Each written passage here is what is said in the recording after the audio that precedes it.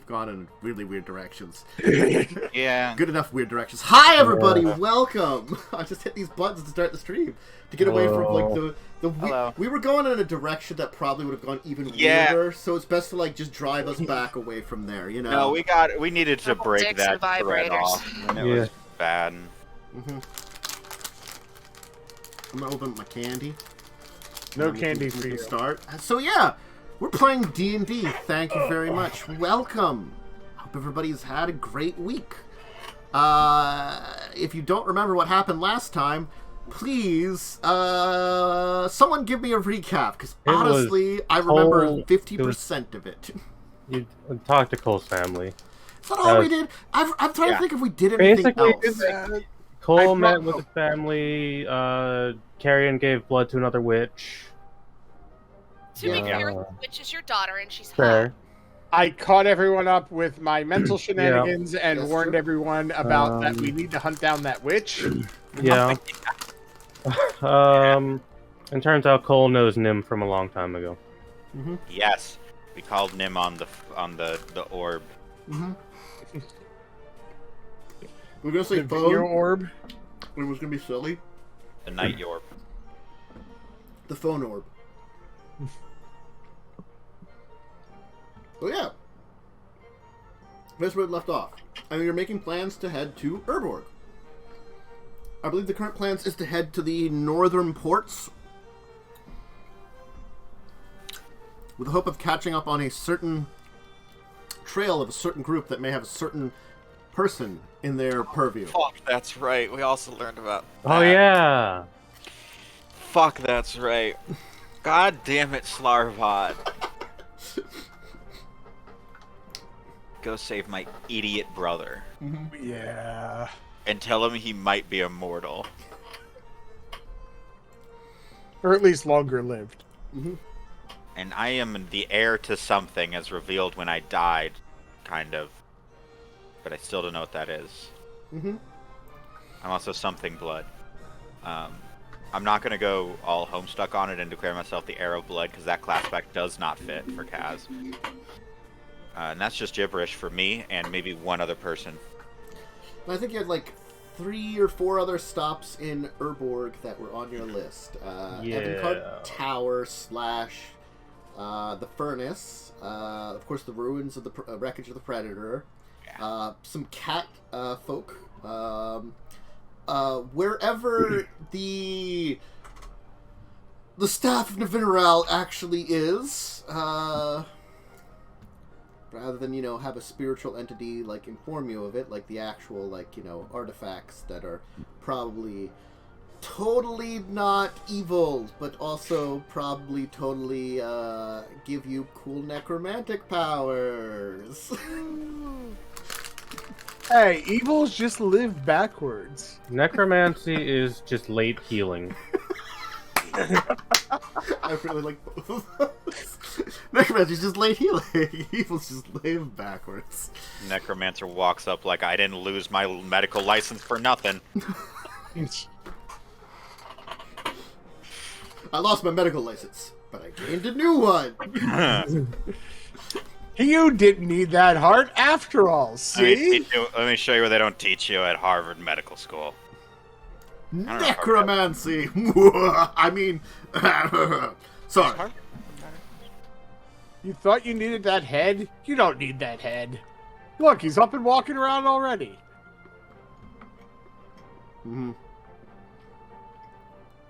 No. It does.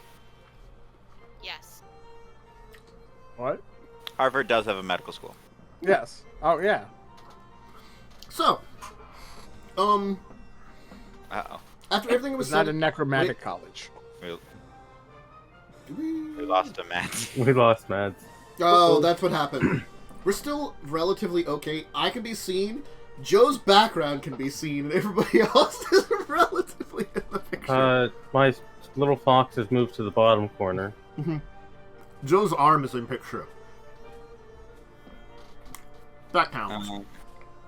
Yeah. I'm still perfectly in frame. Hi. I could just lean really far over. You just let's hold your arm up. Just like have it. Oh, there it goes. Maybe? I haven't moved. No. Oh, no, Carrie's now me. There we go. And I'm now Tantus. No, fixed it. It should be fixed.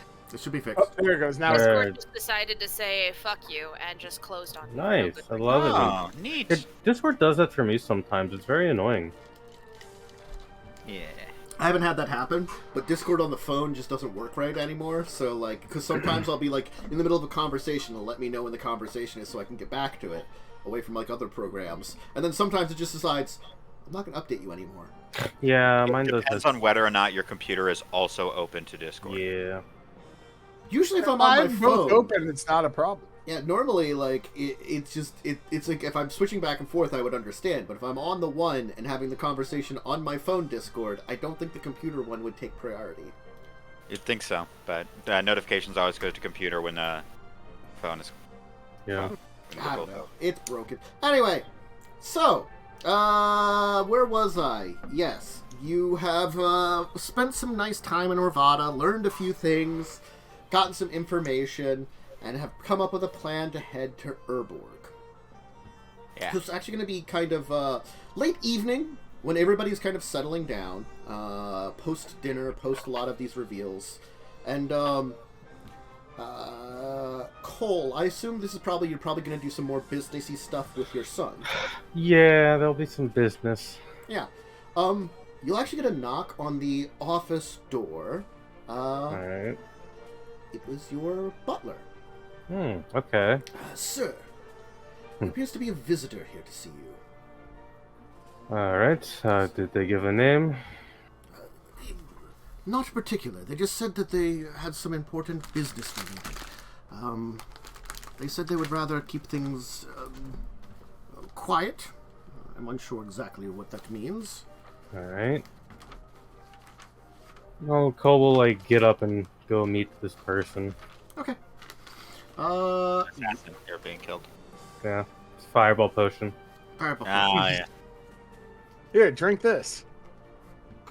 I'm pretty sure I warned Quell about that, so we're good. Would not be anywhere near enough to kill me.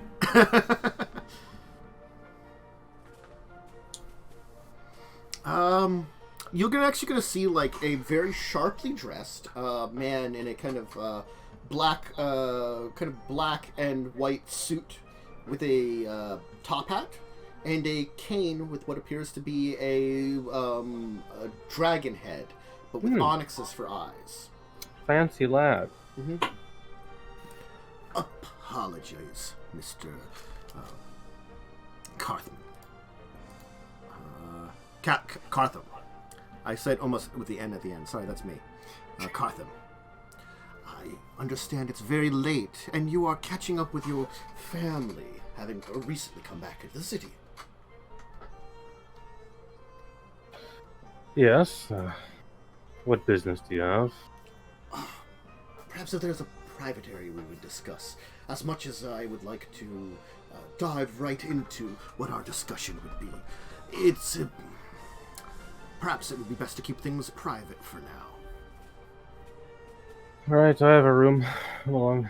I'll lead him to a different office. Yeah.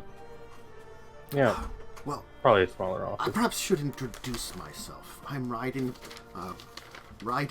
Tatus. My family is a very small one when it comes to families in Orvada here. Tends to be a newer one. But we're found ourselves in a more up-and-coming position. Regardless, though, I was asked by some business associates to come and address you. Alright. Mr. Cartham, it's a very hard place for me to start with this discussion. You're in an interesting position, certainly. You travel the world, get to see a lot of things. What is your opinion on the world as it is now?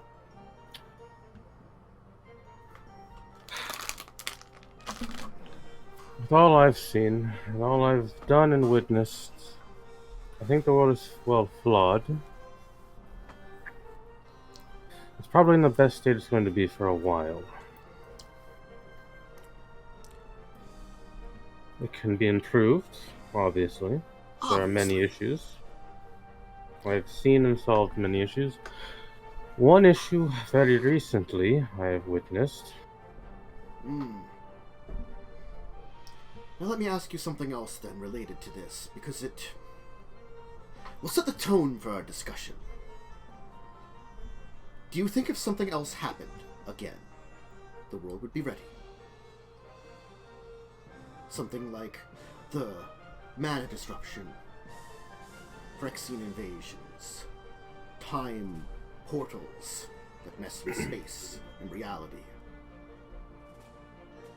Or do you think the old anger issues, as they always seem to do when something like this happens, will come boiling to the surface again?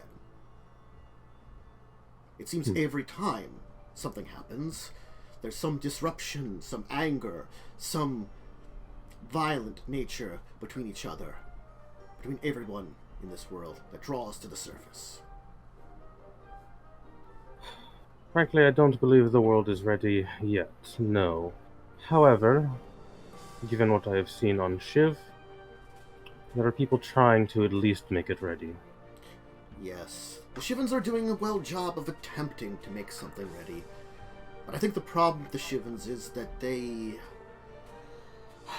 real show of force that they have in this matter, of showing that maybe strength is needed to lead the way, they don't have it. As much as they speak words, I don't think the dragons really support them the way that they want them to support them. They support Shiv as a whole, the world as a whole. It's hard to move dragons. Dragons are very stubborn, and a little bit of a god complex. Yes. I guess that's where some associates of mine come in. We've been considering ways that we can make the world better. Now, the world is fine as it is, as you said. And of course, no one wants a conqueror. The Keldons have tried it, other nations have tried it, and it's very disruptive. But perhaps a show of force to see who might be in charge in an emergency would be important.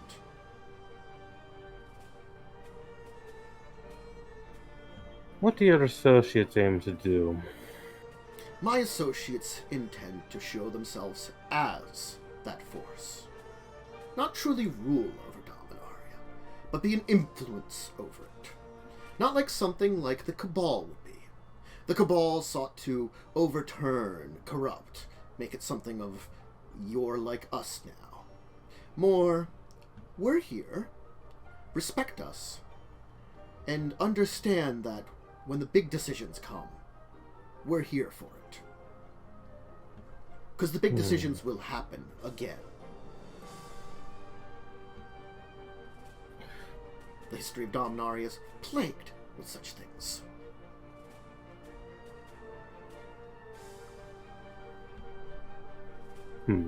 Well, there would certainly be a very big role to fill, and many would not be happy with people asserting themselves in such a way.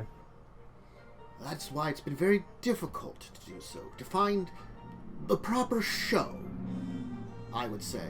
The proper way of showing off that we mean business, but also we know how not to show off this strength.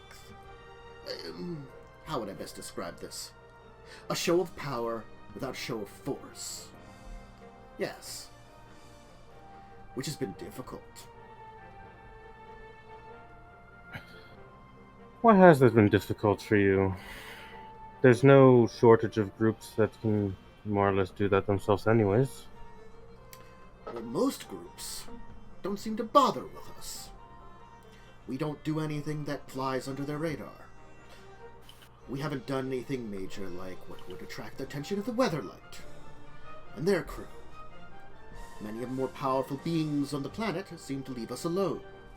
Even your associate, Nim, hasn't had a need for bothering with us, really, because we haven't really done anything particular. And the efforts that we have done have been less successful. For mixed reasons. Which brings me to some of the other issues I have. You see, we understand that perhaps we are not quite in the position we need to be making these claims. We're not there yet. And there certainly have been some mistakes made. Our group's leader understands that mistakes will be made, and personally it's leaving a lot of our more disruptive members to their own devices a little too much. Which I would apologize for anybody that's involved with that entire thing. Our efforts have not been without breaking a few eggs, a few lives lost. But nothing major yet. Because we don't want that. Now, on the other hand, some of the disruptions that we've faced have caused more ramifications. Well, I certainly understand that part of things. I'm not without major disruptions myself. Let's be forward here, because I'm sure you understand what I'm saying. I will give the perfect example of what would have been a perfect show of force changed to a problem. Traxos. Ah. Yes, that was a problem. A big one. Now there was some mistakes on perhaps our end. But it seems as though associates of yours made it more of a mistake. On that one, I can at least agree. You're vaguely familiar with a lot of your associates. I've heard the stories. The majority of the things they have done have caused more issues than they've fixed, as of yet. Now, I don't blame them, but in many cases, it seems as though a few of them will swing first, ask questions later. That is certainly an accurate observation of a few of them. And I understand that some of them might have some slights to some associates of mine who have caused some issues to them in the past, which I understand their dislike, but it doesn't mean that they have to act with such impunity. The ramifications of many of their actions have sparked across various ways. The disruption of the Ironclaw orcs has caused them to double their aggressive factors. A strange group breaking into their defenses and causing destruction into their lands angered them. The creation of an elder dragon, its resurrection. The unleashing of an archfey on this land. Granted, they might not have brought it here, but they did free it from its bonds. To their credit, one of them at least wants to deal with the Archfey. Yes. Of your 3 associates, I would say one seems to have displayed enough growth for us to feel like if we would talk with any of them, they would be the one to discuss things with. How do you directly know these 3? Through some original attempts of ours, we came into conflict with them early on in our, let's say, awakening, when we first decided to act. Unfortunately, in those early days, we had less control over our decisions in this way. It wasn't... We weren't as diplomatic, I would say. And I, for my own, am at fault in this too. I thought hiring on some mercenaries to do a job for me. Pirates, if you will. To steal something that we needed. Unfortunately, they did not succeed. And it caused a enmity, which has existed since then. Well, that is quite unfortunate if you truly mean to be diplomatic in the future. The problem is, apologies to disrupt here, but the word diplomatic does not always fit with what we seek. Diplomacy is just one way, but unfortunately we realize that in the world as it is now, most of the diplomacy would be met on deaf ears, if you would. Hence why a threat, something like Traxos behind us, that if we would have gained control of that to say, we have this, we are now at a footing with a nation.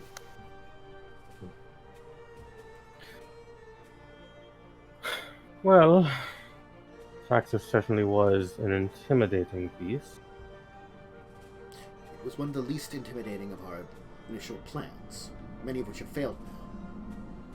Unfortunately, I must report that our current plan is one that will change the shape of Dominaria. We would wish not to push this far, but it will be needed at this point.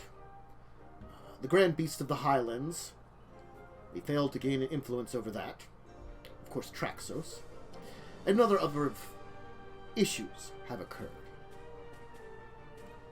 It's been hard to secure a number of materials on Urborg. Especially with the current state of the Cabal.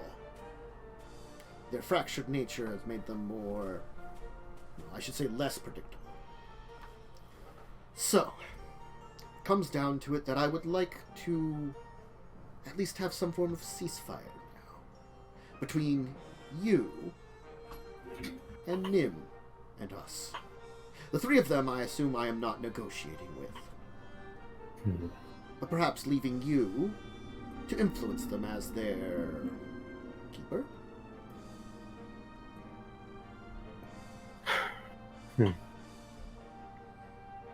Well, given as current circumstances will be... The world is not particularly stable at the moment. More conflict isn't necessarily needed or wanted. I personally see no issues in a form of a ceasefire. However, you know those three. They won't listen to me. But to be taking them to Erborg, where there are things that they can learn there that will certainly take them in new directions. And I must say, you should find a way to make them listen. There are those under our leaders' employ which are quite dangerous in and of themselves. But our leaders' influence keeps them in check. You do not have that luxury. Hence why you have two monsters under your purview. I know one like Kazzrann. One that would experiment and explore the universe in ways that were quite dangerous and needs to be looked after. Kazzrann is young and doesn't have information. Our leader makes sure the research this one does is not disruptive, not dangerous, doesn't tear a hole in the fabric of our reality. Those apparent interest in your friend's techniques for doing so have been hard to keep him in check with, but not impossible. And on the other hand, you have a worse demon than Belzebub on your hand. Not because she is truly evil, but because the lack of control that Miss One Carrion has resulted in more destruction and devastation than her grandfather ever did in his time as the head of the Cabal. The lack of caring, turns out, is the worst sin a demon can do.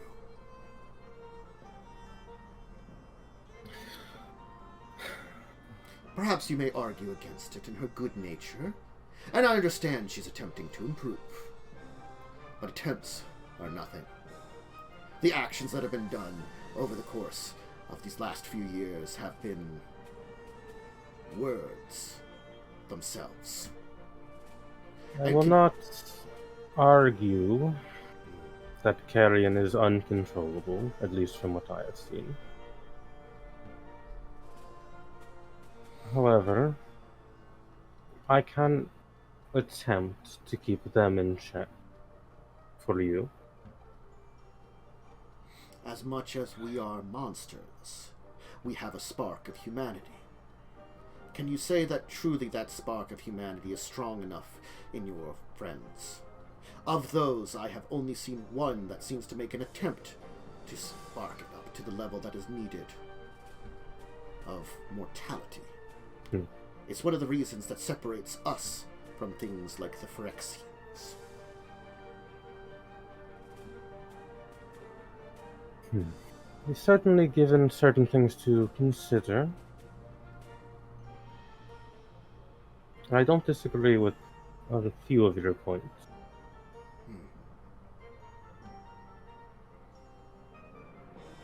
Well,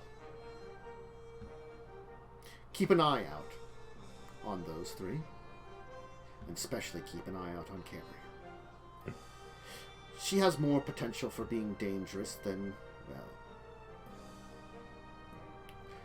perhaps even an Elder Dragon is right now, because she resurrected one and made it more powerful than it was ever in life, bringing back a thing that was millennia ago alive, and set it loose upon the world again.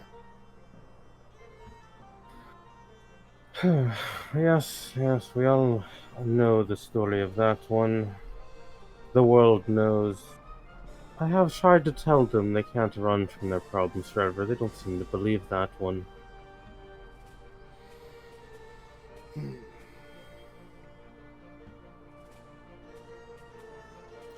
Well, just know that what happens in the future may ultimately be on their heads.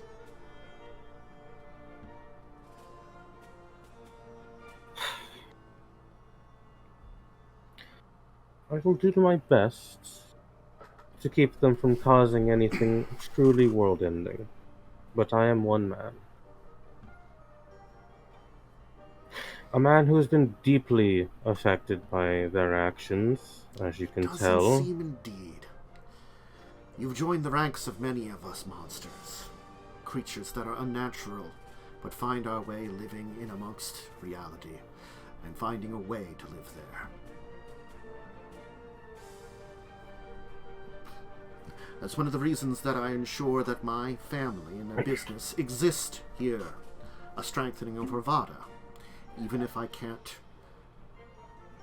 influence it in directions that would be useful. At very least I can show something of it. Even Alida. Altea. Even Altea is a creature that is drawn in various different strange ways. She is an example of what perhaps Carrie could be.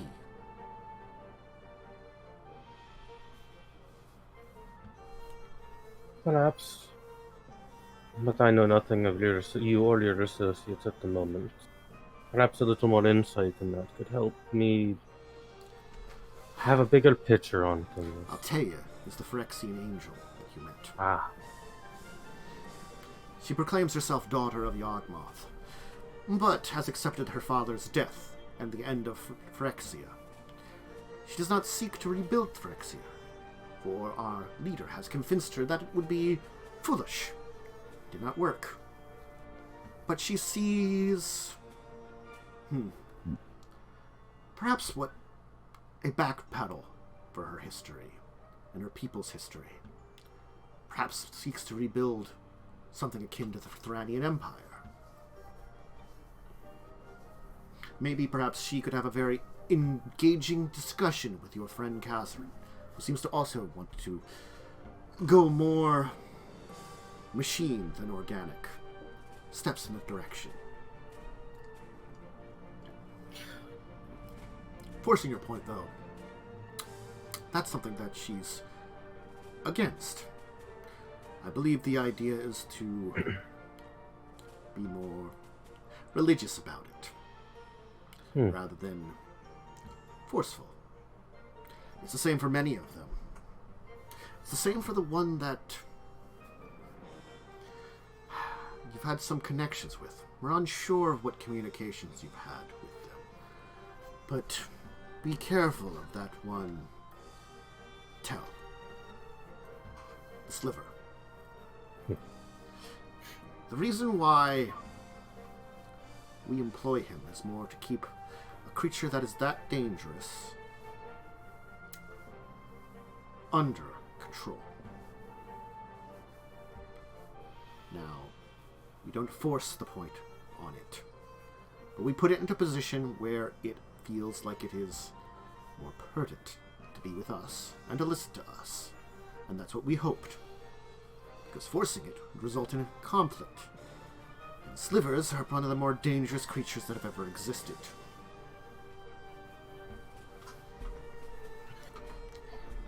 Yes, I have heard of their abilities. They do not seem particularly lovely to deal with. That's why I would suggest that you perhaps break off communications with it. I don't know what kind of connections you have with it. We are not quite aware. But friendly contact being made is one thing.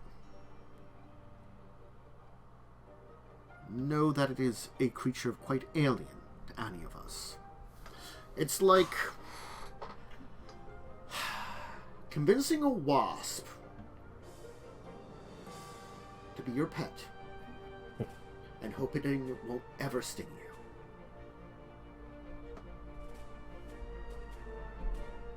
That, I'll be sure to keep that in mind. well,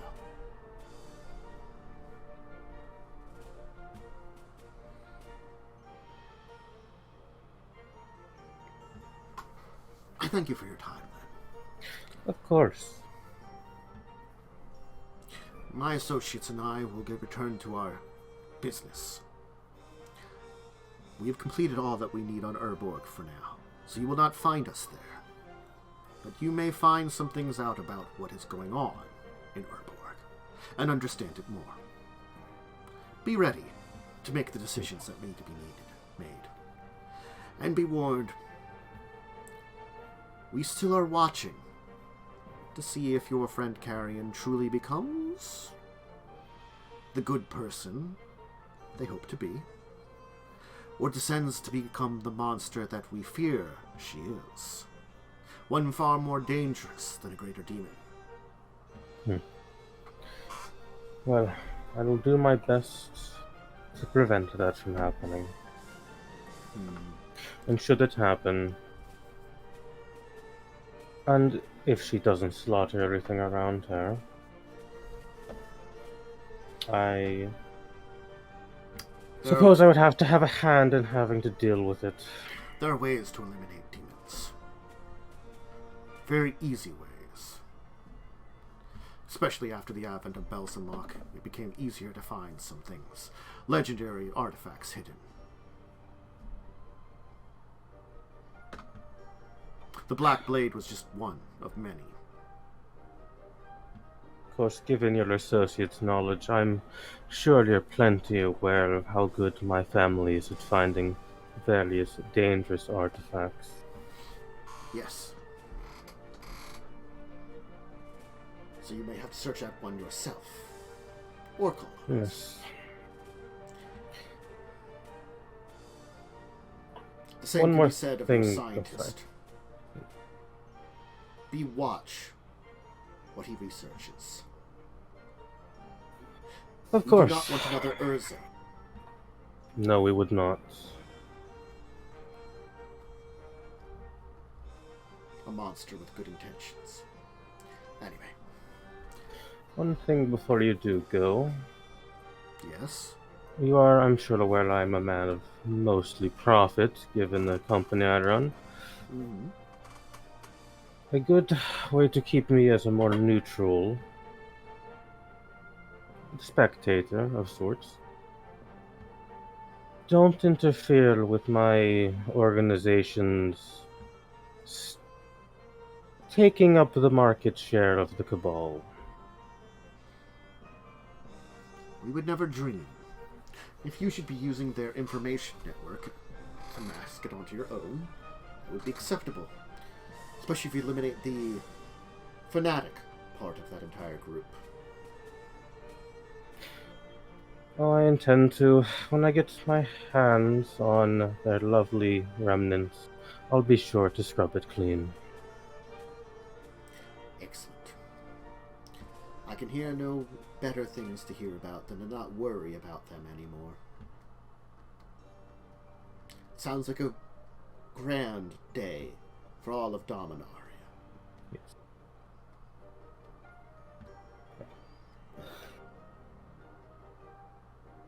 I wish you a good evening, sir. Oh, of and course. Perhaps next time we meet can be under less stressful circumstances.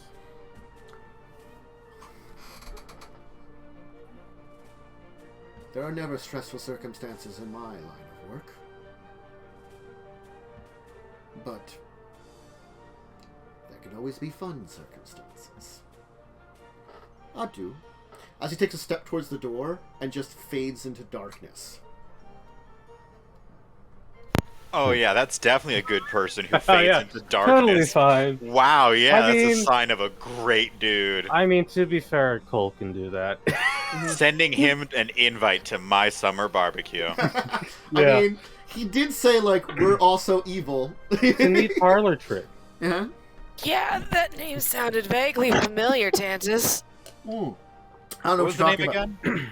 He gave the name Raiden Tatus. Yeah, Definitely spelled it wrong. that's right. I remember laughing to myself. Come up with better fake names. He just comes up with names that sound so fucking I similar. hate that I spelled that correctly. I remember laughing at the last name because I thought it sounded like taters. Does that mean he's a god of lightning? Sure. Raiden? It's Raiden. Yeah, close enough. Right Huh. of the Ildal. Right? Something like Raiden Yeah. of the Ildal. I Yes. will summon my butler. Okay. Uh, Sir, your guest seems to have excused himself. I would have let him out. yes. He seems to have excused himself. Hmm. Could you be so kind as to bring my 3 associates to this room?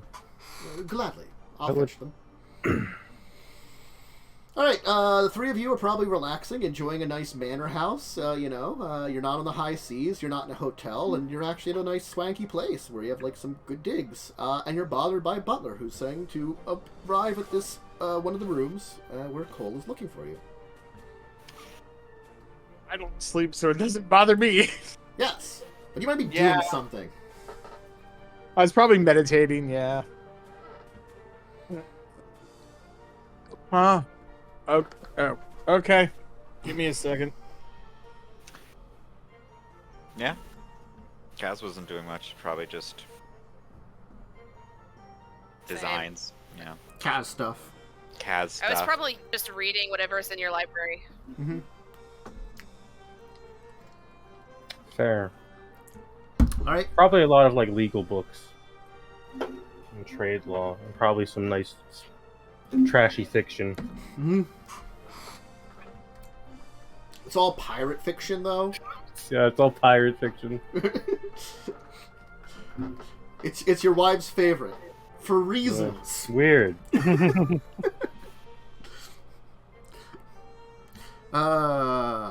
Anyway. Alright, they will all assemble. Well, I believe I've just had a conversation with a lovely associate of yours. You have an associate? I don't have a lot of associates that I would describe as lovely. I'm being sarcastic. It sounds like he hates you. More of those. Oh yeah, we have a lot of people who don't like us. A man by the name of Raiden Tatus dropped That by. sounds made up. Sounds made up and dumb. That sounds vaguely familiar.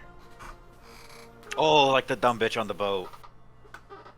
Like that dumb bitch on the boat. Dumb bitch on Man, the he boat. really needs to figure out better, fake names. He got into Maxwell's wedding with a bad fake name. He doesn't need to. He keeps getting into places with it. Why does he need better You ones? can't keep getting away with it.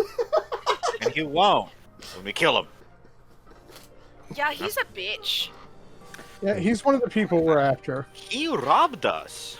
He robbed us, he fucked with us on a boat.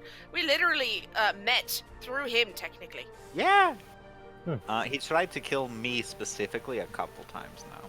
Oh, Think? Cole, if you want to know his real name, it's Raiten of the Ildal. Raiten of the Ildal. Fair enough. That's why I said his fake name was Shite, because it's very similar. It's so similar. At least Well, it was a different last name. Yeah, we'll give him props. He did kind of go a little bit out of his comfort zone, but Right. When we met them, not it was using a name that starts with R. when we met them, it was Uri Dalton. Yeah, that one was probably the worst one. Claude, this is a pretty bad fake name. you will hear a voice in your head. Allow us to hunt him. The shadows are ours. I'm just going to think back. That's the plan.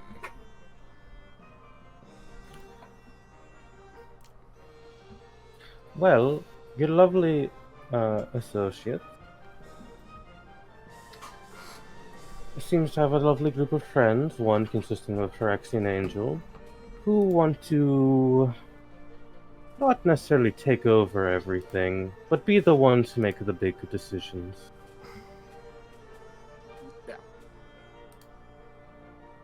And he approached me, asking for my neutrality, and to keep an eye on you, so you don't cause anything world-ending, which I know you never would do. Not intention. Why do people think we just go around voluntarily trying to end the world? Put it in their world. As in kill them.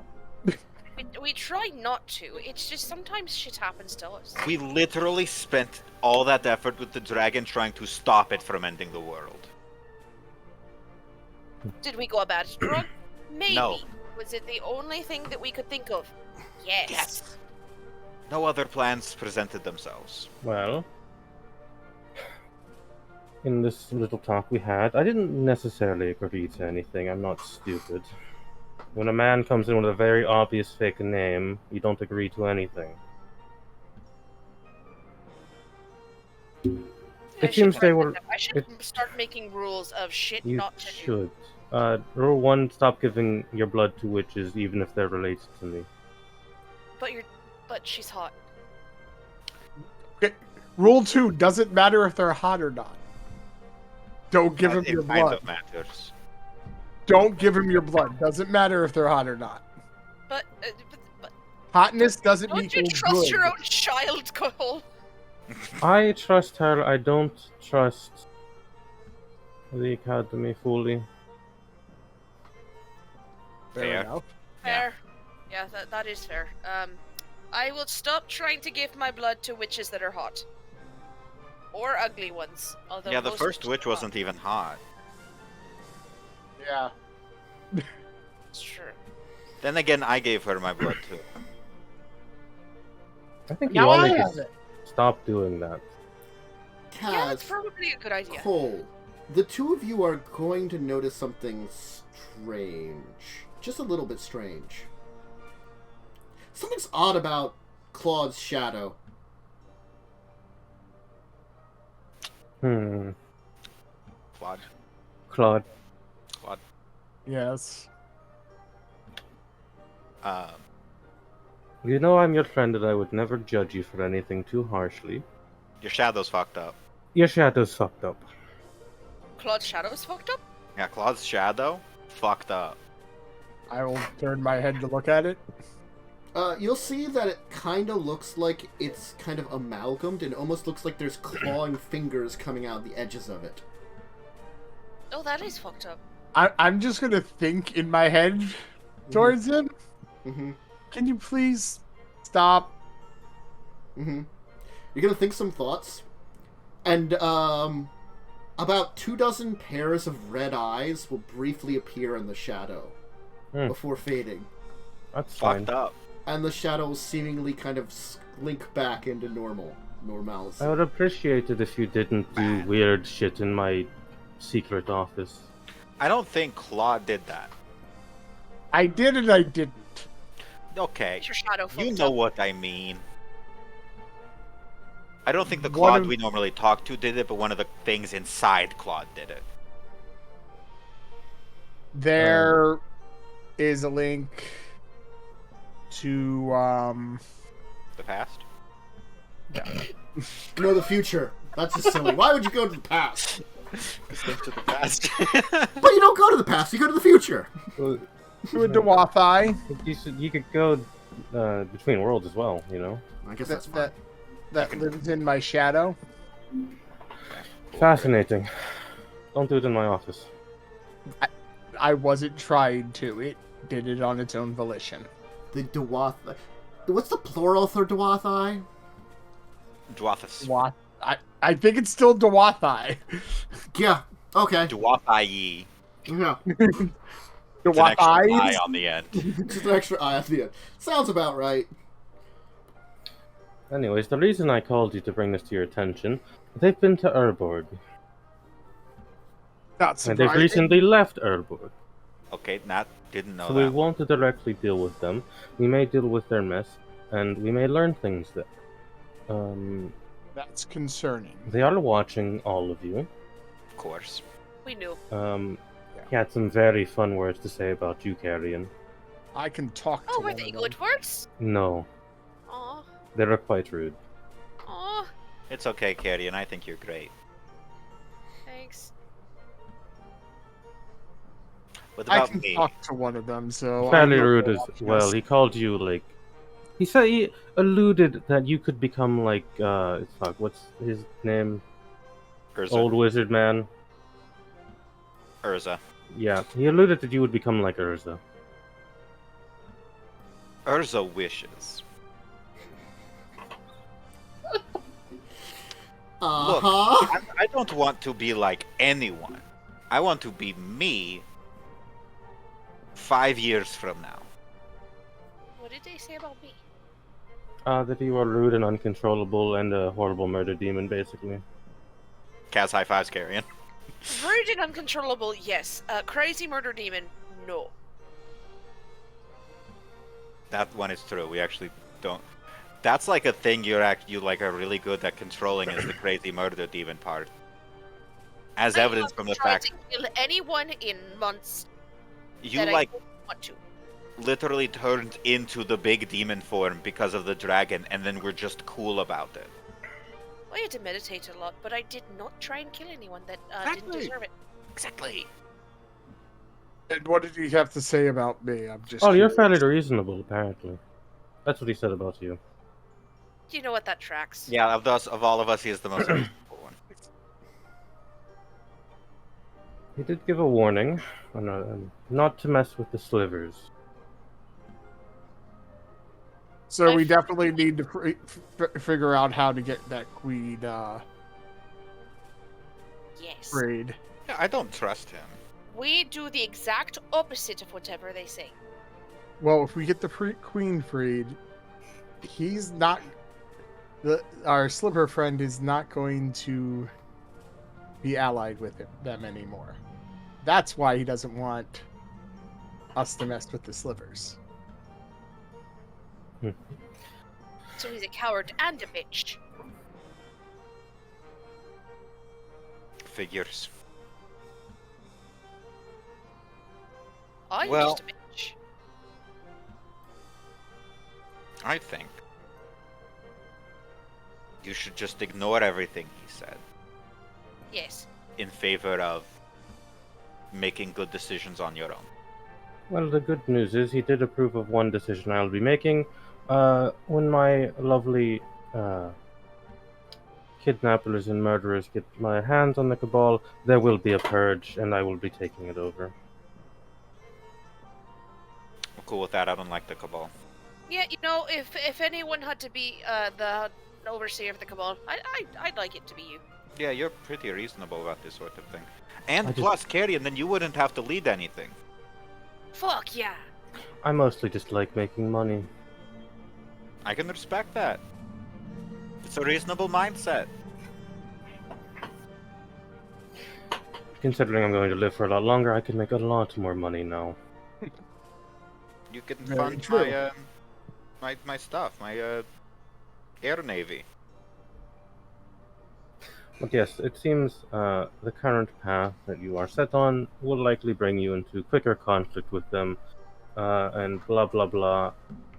You're not going to listen to me anyways, so I'm not even going to try to stop you. Look, we might listen to you. You're a salesman, just sell us on it. Yeah, out of everyone, you could probably convince us. Not that I say it will work, but you could. Fair. I'm more likely to listen to you than I am to listen to Nim, if that helps. That's because we don't like listening to Nim, mostly because it's funny. It's true, it's really entertaining when he gets so mad at us.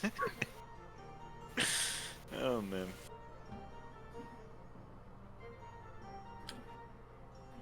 I can only imagine why he dumped me onto your group. Sorry. Hey, we got him across several continents safely. I don't think we had anything to do with his safety. No, you didn't. However, we did provide a lot of entertainment. That's what I'm saying. Safely. That's not safety. He was That's safe from boredom. I will have to discuss this with Nim, since Nim was mentioned, and they want some form of neutrality between me and Nim and their group, so I will have to discuss that with him. I'm sure Nim will have a lot of fun insight into that one, and it'll be a very boring conversation, so if you just want to leave the orb, I can have that one alone. Sure. It would also prevent us from getting off topic, which always happens when we call Nim. Cass will put the orb on the table and just say, now don't leave this near an open window during the daytime, Fair. because it will start fires. It is basically a crystal ball, yeah. It is just a crystal ball, and that will start fires. Yeah. Unless you want a fire. I mean, I can make my own fire with magic. Yeah, exactly. There's easier ways. But if you wanted it to look like an accident, it's a pretty good way. True. Oh, I never thought about it that way. It's just unreliable. There are more reliable ways, but it's a fun way. For the purposes of the FBI agent watching this, that was a joke. For the purpose of the FBI agents watching this, that is not a joke. Come at me, little bitch. Rude. Wow. My poor FBI agent He's just trying. likes watching They D&D. work so hard. He just likes watching You know? D&D. He's not even here for like FBI stuff. He's just watching D&D. You're so rude to him. Just watching D&D, then you're fine. But if you're specifically listening to, ascertain a threat, Yeah. I am a threat. Fuck off.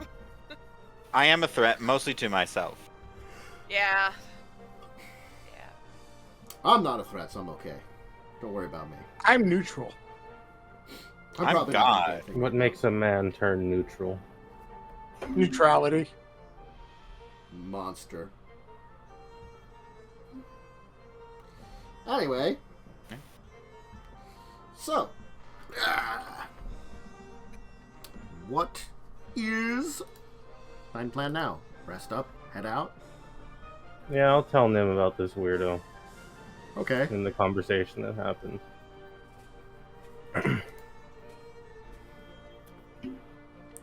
What are your thoughts on all of it?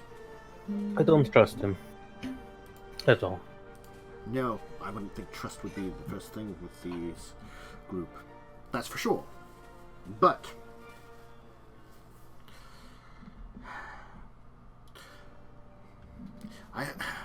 I worry what their plans are.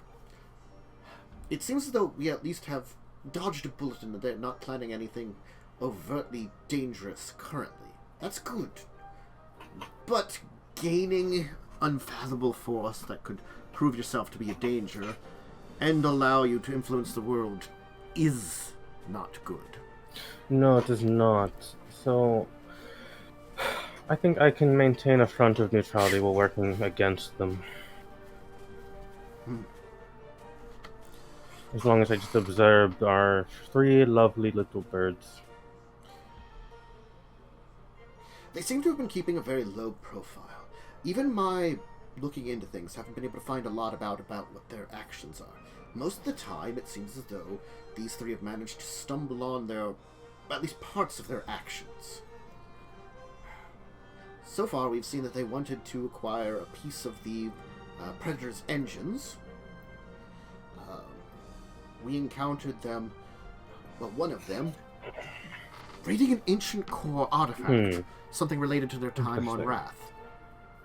Of course, there was the attempt to gain control of the beast on Aronia. The one that... And, of course, their most recent attempt to use Thraxos. Probably to take control of the creature. Seems as though, from what your information was, it seems as though it was in a position that it accidentally woke up early. They were not in a position to control it. Their plans weren't all in place. I'm unsure if it was directly their fault or not. That's hard to say, whether it woke up early or not. We can't tell. It could have been in a process of waking up that no one knew about, and it was just an extra push, just to make it a little earlier. Regardless of what that state was, still, Trax is awoken. Traxos has been taken care of in not particularly great ways. On that we can agree, but it's how it was dealt with, and we'll just have to deal with it. Currently,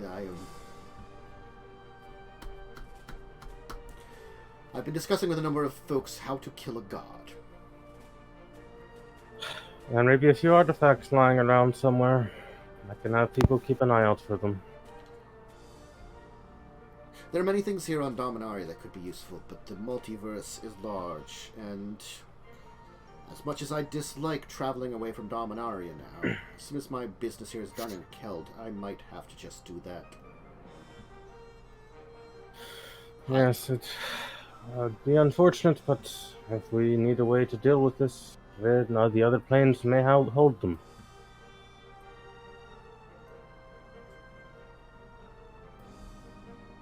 Myself, given exile, it's difficult for me to break it, just because I could attract attention of other forces, beyond just the ones that we've always dealt with. But if I should be accompanied by some of the youngsters, perhaps that would assist me in going there. I'll make sure to contact Tefrit once that young one is at least a little bit more knowledgeable about places that we might be able to go to. Traveling in numbers is far more wise. He would definitely be concerned with this dragon enough to help me assist with it. The last Elder Dragon that was dealt with was very unceremoniously and not very easily dealt with at the cost of many, many lives. So I've heard. Yes. And this one, I don't know if it's more powerful or just as powerful. It's different. That's one problem. The rest can be said to be... now... the Archfey, as it would be called. We have not had a being like that in Dominaria for some time. The nature of our planes means that only lesser Fey have come into being. We have different types of creatures that have taken on the mantles of spirits of the forest. Tani and like of greater elementals. Avatars. other places, Fae may take up those roles, when elementals are less easy to form. The primal difficulties of Dominaria seem to allow elementals to form very powerful ones very easily. Fortunate for us, or unfortunate, I don't know. But this creature has been elusive. I've heard some of the same rumors that you have, but I've had no easy time tracking it down. As much as it's been doing very awful work, it also covers its tracks very well. Yes. I do not know much about it outside of what the others have told me, which is relatively very little. It's smart. Its goal very well may to wait until Kaz develops something a little bit more solid. Or they can get a hold of something that could activate the gate in their house. The gate is very ancient. From the time frame after the Great War of the Elder Dragons, when most of them died off, but during a time period where magic was in ups and downs in history, there isn't a lot written in the books, up until the rise of course, Thran, and the Thranian Empire. So there's a time period there that's questionable. And, I'm sure they're aware, but you should be aware that it comes from that time period. Early attempts at developing planar magics, but in doing so, it created something unique. It is good information to have. Any advice on how to, I don't know, make sure Carrion doesn't give it any more of her blood? I don't think Carrion's blood will be difficulty at this point in time, but I'm fairly certain, as a Fey-based creature, it has an influence on Carrie that she doesn't know about. How much of its fangs, so to say, have synced into her, I don't know. On the surface, it shouldn't be very... It would be subtle, whatever influence it has. Direct control is very difficult, especially... I'm assuming on a being such as Carrie would be even more difficult. Yes. So, it probably has some form of influence, but I don't know what. So, if it needs information, it might be able to find it out. That's the problem. For now, it's at least keeping its head down.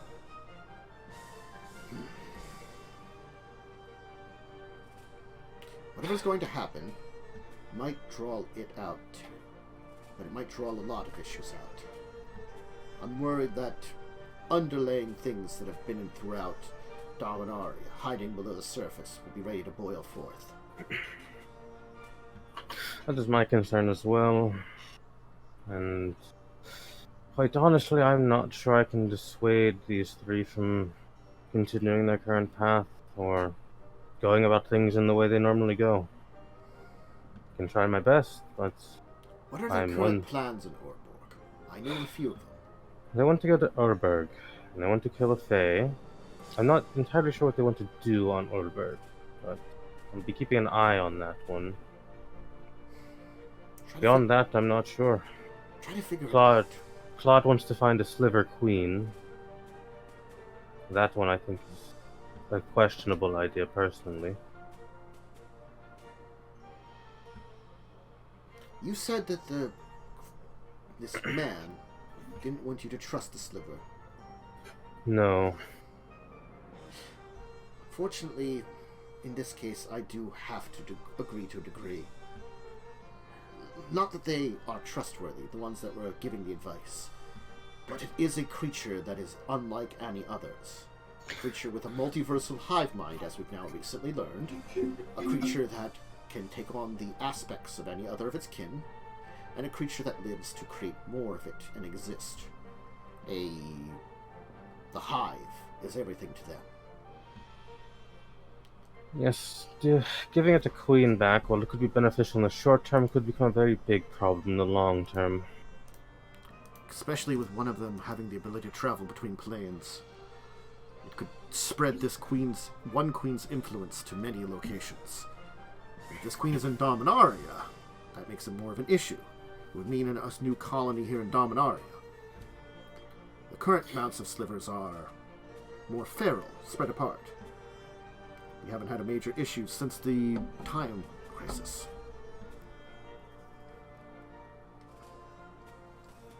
Well, it's quite a lot of problems to deal with, but it always is. It really is. You know, I thought I'd be happier not having to deal with these issues, but I'll be honest, I'm kind of looking forward to more adventure. I'm concerned about Carrion's ability to perform necromancy. That one is very concerning to me. It resulted in a horrid beast and nearly killed me. It's one of the things I never looked into. I investigated Carrie's demonic side, and studying it closely, I could understand how she's managed to keep it in check and find a balance between the natural urges of the demon and what she needs. Of course, most of that seemed to have been dealt with through manners such as alcoholism and such, but the sounds of her rehabilitating to more positive ways to deal with those darker issues is good. Now it seems as though maybe there's a secret hidden in our human side I didn't know about. It would seem so.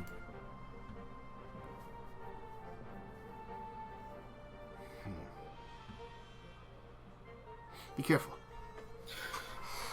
I will. There are things on Urborg that have been trapped in the swamps for reasons. I wouldn't want anything waking up that shouldn't. No, we did not. I will try my best to keep them a little bit in check, but you know them. I doubt the opinion of an old man can really change the course of action that much. Though I do have a more drastic backup prepared if one of them does attempt something very stupid.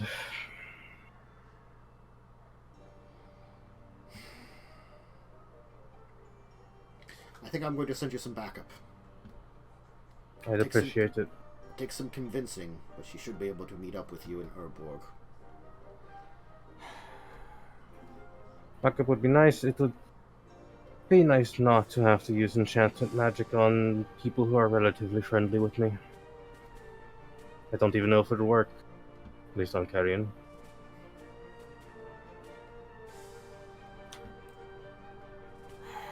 How about this, at least for now? I'm going to ask Radiant to meet with you. She's been dealing with some issues because she's found some information that is disconcerting. By using some of her own connections and connecting with some of the spirits within her, basically because she's a spiritual being, she's been able to contact her mother in a way. She's been able to learn some information that is very disconcerting.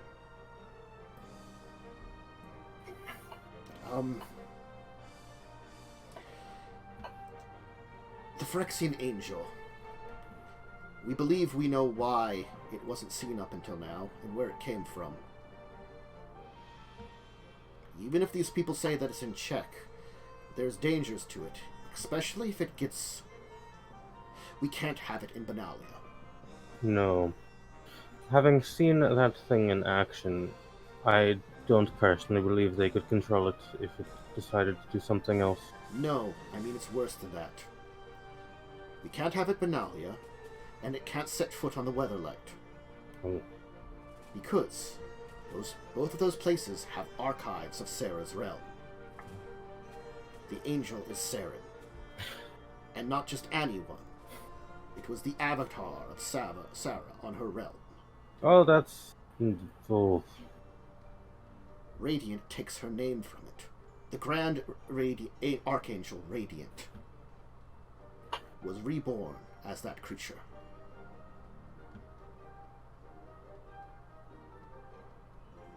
Oh.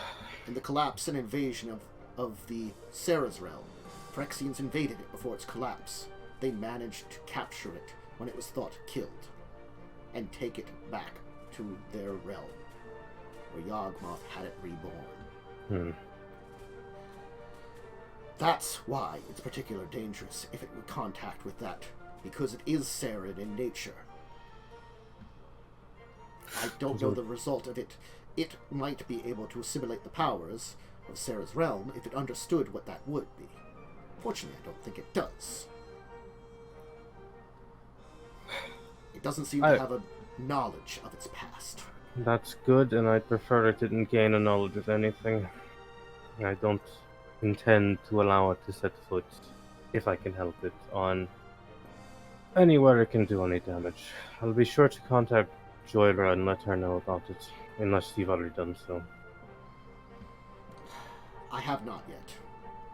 Maybe it'd be better for you to do that then. Just let her know that the very power source of her vessel is a target for a very dangerous creature, if it should learn of it.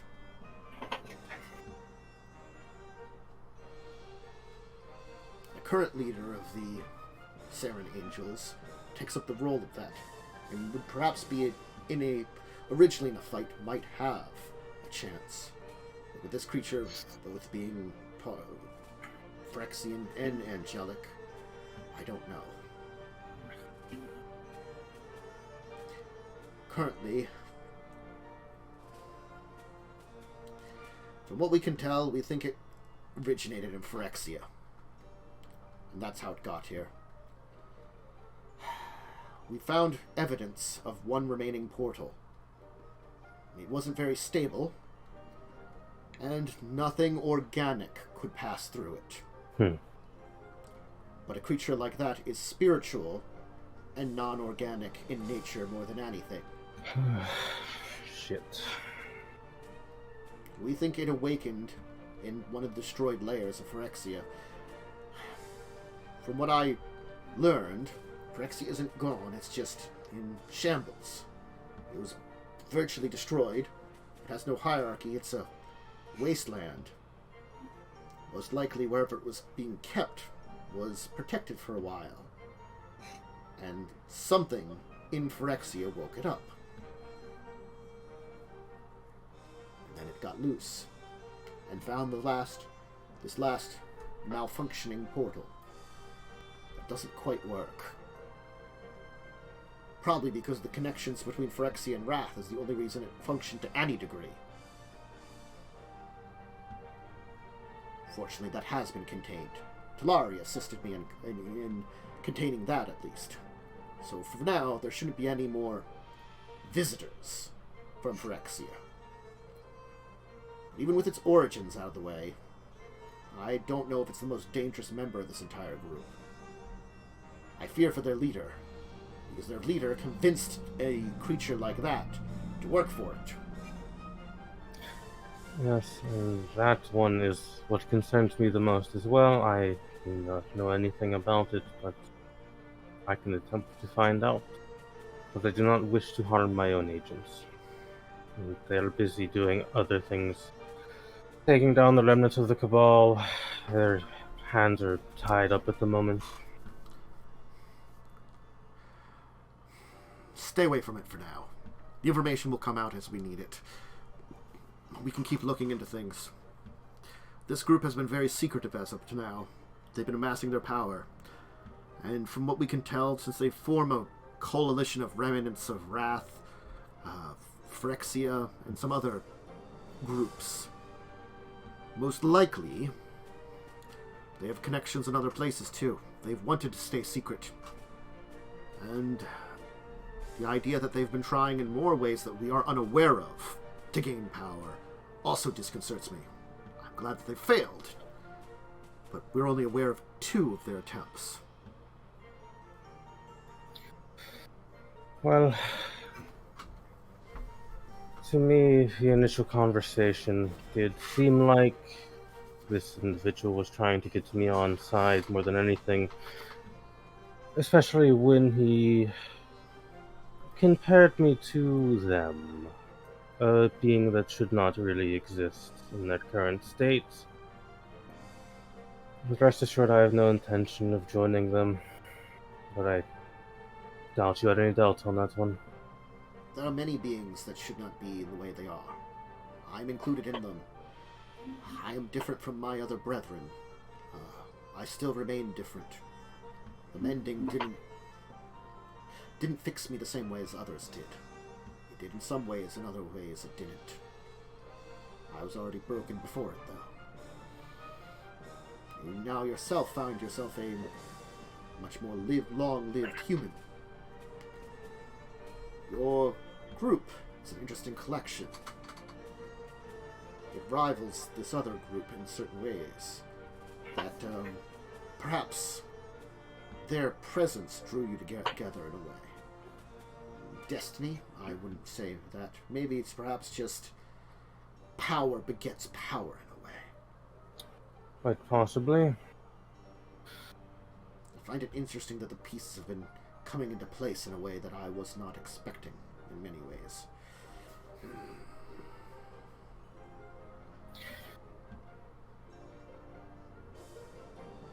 Well, I intend to stick with these three for some time until these issues are dealt with, perhaps even a little bit after that.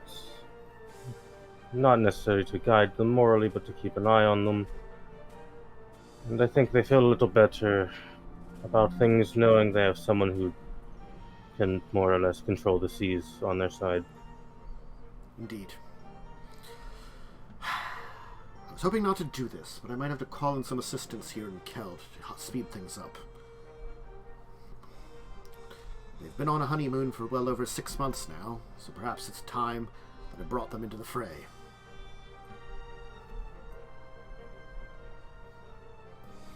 I wish you luck with that. Yes. Keep me informed about what's going on. And certainly keep your eye out what happens in Urborg. Everything that happens from now on may be shouldered on what happens there. I'll keep you informed as much as I can learn. And I will keep you informed of the actions of Carrion and Kazzrann. Claud, I don't worry that much about. He's a reasonable enough sort. There are dark influences in Claud that I worry about. Yes, his shadow had about... well, I don't know how many, I didn't count. A lot of red eyes in it and claws. It awakened. Whatever you're talking about, apparently. In my assessments on Claud, I detected something strange. Much like his own being seems to be consisting of multiple creatures, his shadow seemed to be the same. Everything I learn about Claud gets weirder every day. We've learned more recently that the Phyrexians, the Rath, had creatures that were caught between the realms, in shadow. Now, Claud had learned he can transform into one of these beings. Perhaps it's different. Perhaps really he could transform into one, but there are others with him, trapped in his shadow. What better way to infiltrate sometimes than to have an option of just not one, but an army? One shape-changer is dangerous enough. One that can summon forth an army of shadow creatures from its very shadow that can hide there. Claud can only amass himself in so much ways. He stretches himself out to be some of the larger creatures. So multiples, a small army, would be very difficult.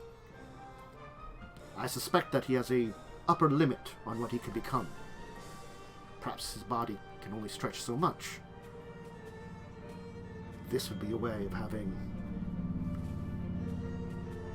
more danger to him. The next few months will certainly be an interesting one for me.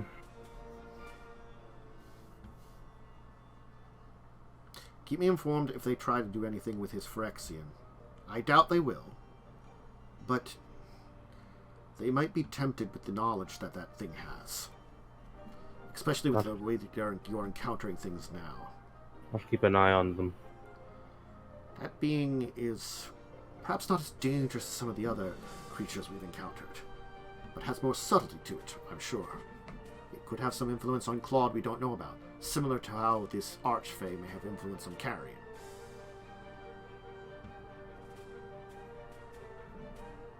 Yeah.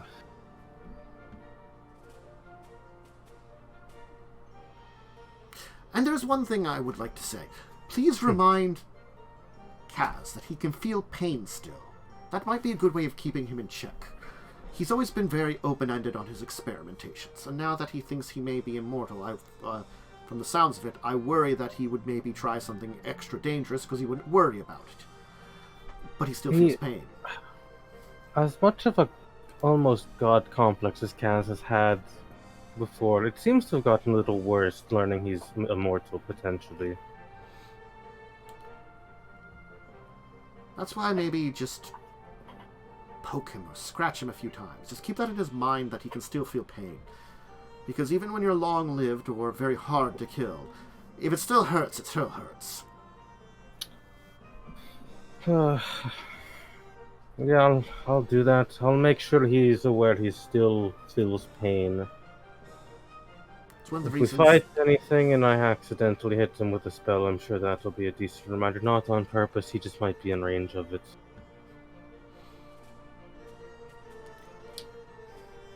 That was a joke.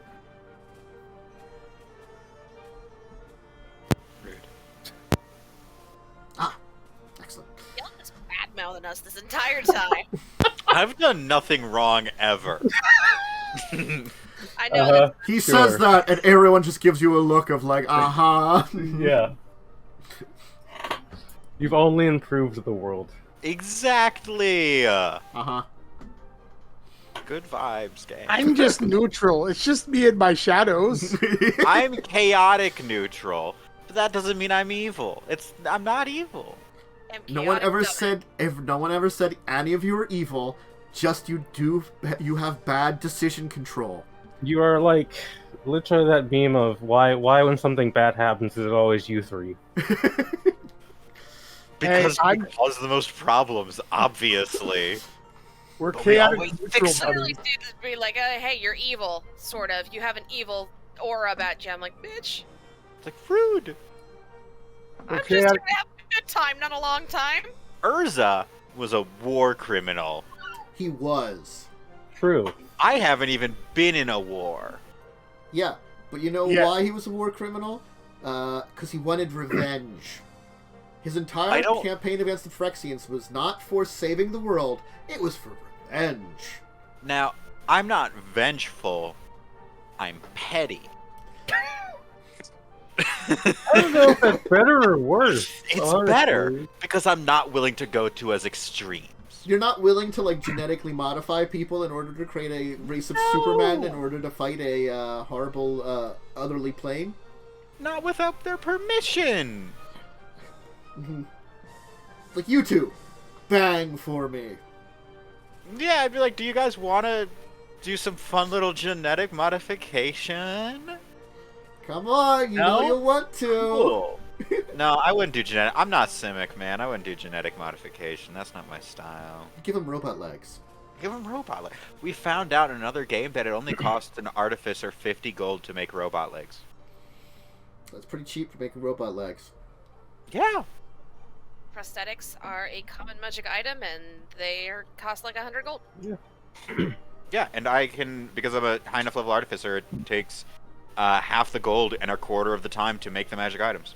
Yeah, but you want to make better robot legs. Those are just normal robot legs. You want to give them like super robot You want to make legs. the Next level, literally next level, I can do it. You want to make them like, now you have cheetah speed. It's Cheetah the legs. I mean, there's that magic item that's There's Yes, that magic. next level is the There's that magic item that's just a rocket punch. That's it. That's next level. I get that. Yeah. And I get to cut Kaz's arm off. And Carrion gets to cut my arm off. I'm sure that'll go over fine. It'll go over well. Very well. Read enough Entertainingly well. medical books. I can probably amputate safely. Look, it doesn't need to be safe. It just needs to be gone. Uh-huh. We have healing things. Yes, like a prosthetic arm. It's a genius plan that can't go wrong. It can, in fact, go wrong, but it's gonna be fun at least. You've said many times to a lot of your genius plans, this can't go wrong, okay? A lot of them have gone wrong, I'm just saying. Okay, mostly I say that sarcastically. This one can't go wrong. Uh-huh. Anyway. Why don't we take our break here? And we'll be back. And you'll be getting on a boat and heading for a place. Ooh, Woo! boat. Hellkite. The Hellkite. It's time to depart Orvada after having very interesting conversations with a couple of people at the team. So, if you need a drink, snack, or bathroom break, go ahead and take them, and we'll be back in a little bit, y'all.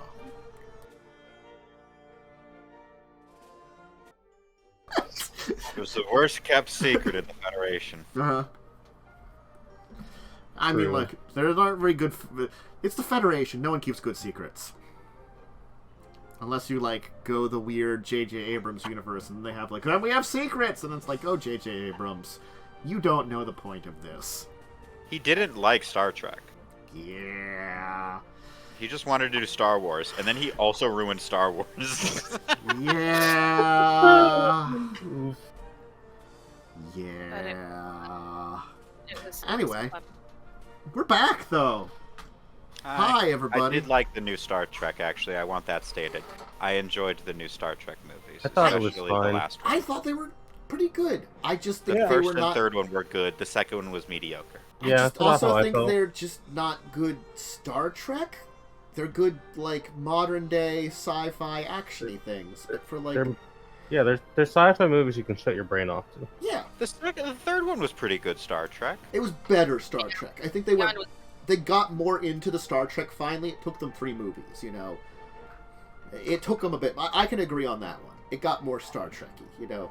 There's a level of Star Trek that you can do and not do. That's a weird statement, but yes. Judging how our Star Trek-y nostalgia is. Anyway, so all of you will enjoy the rest of your evening in Orvada, and then you will depart, I'm assuming, to Urborg, unless there's anything else anybody has to do last minute. I'm going to... You know that guy who got us to the Leviathan on his submarine? Sure. I'm not even gonna go say hi to him. Uh-huh. I'm just gonna drop a package off at his office for him. Uh-huh. It is that book on submersible maintenance that we got from the mansion. Because he's been trying to figure that shit out for so long, and I got a book on it. You just left him a book. That's great. Yeah. And it's gonna be like, from Kaz, P.S. I definitely won that prank war, and I'm not sorry about what I did. This is why NPCs only badmouth you. This is actually... I'm giving him an incredible gift. You are giving him a really great gift.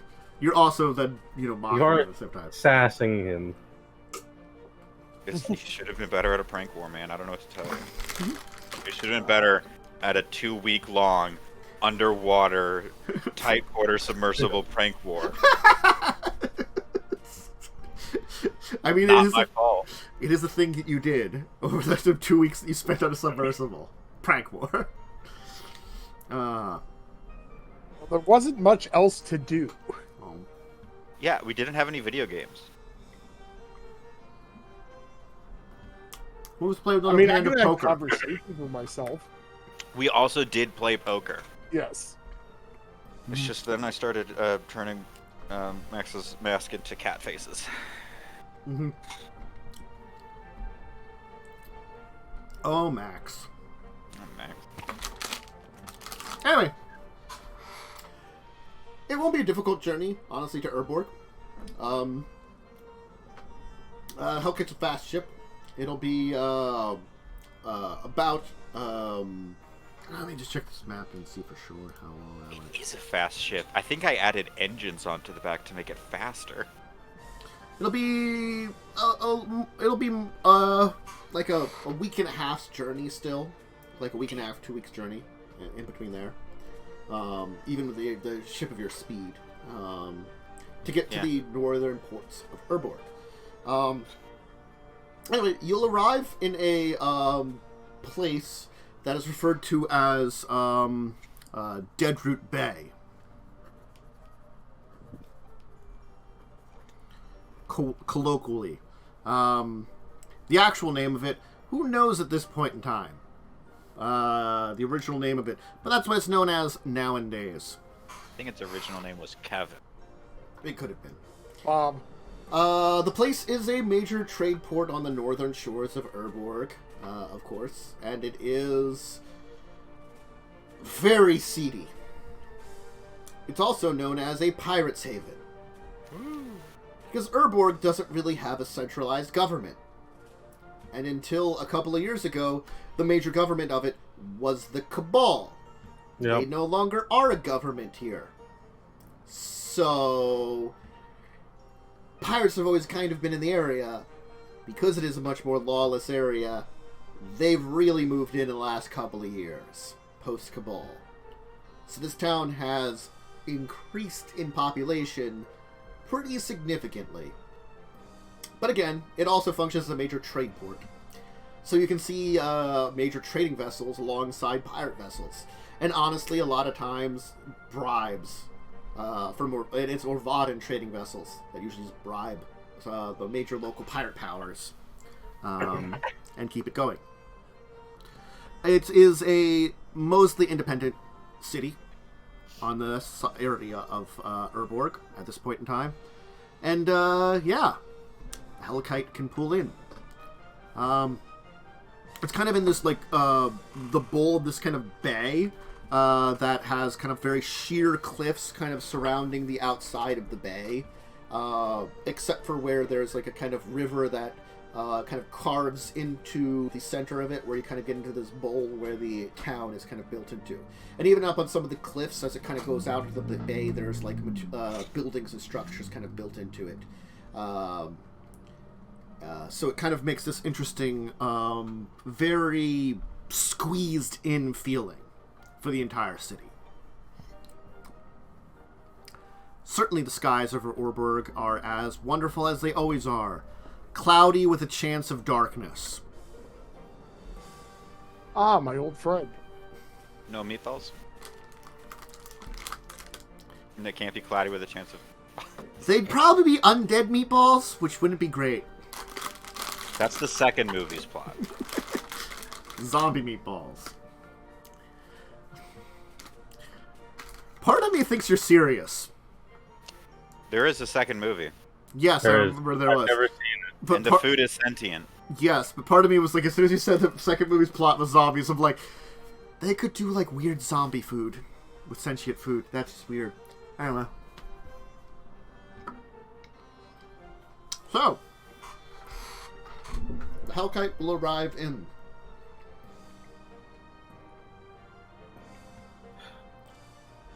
What's your plan? Number one, I'm gonna have Cole bribe a docking official. Yeah. Easily.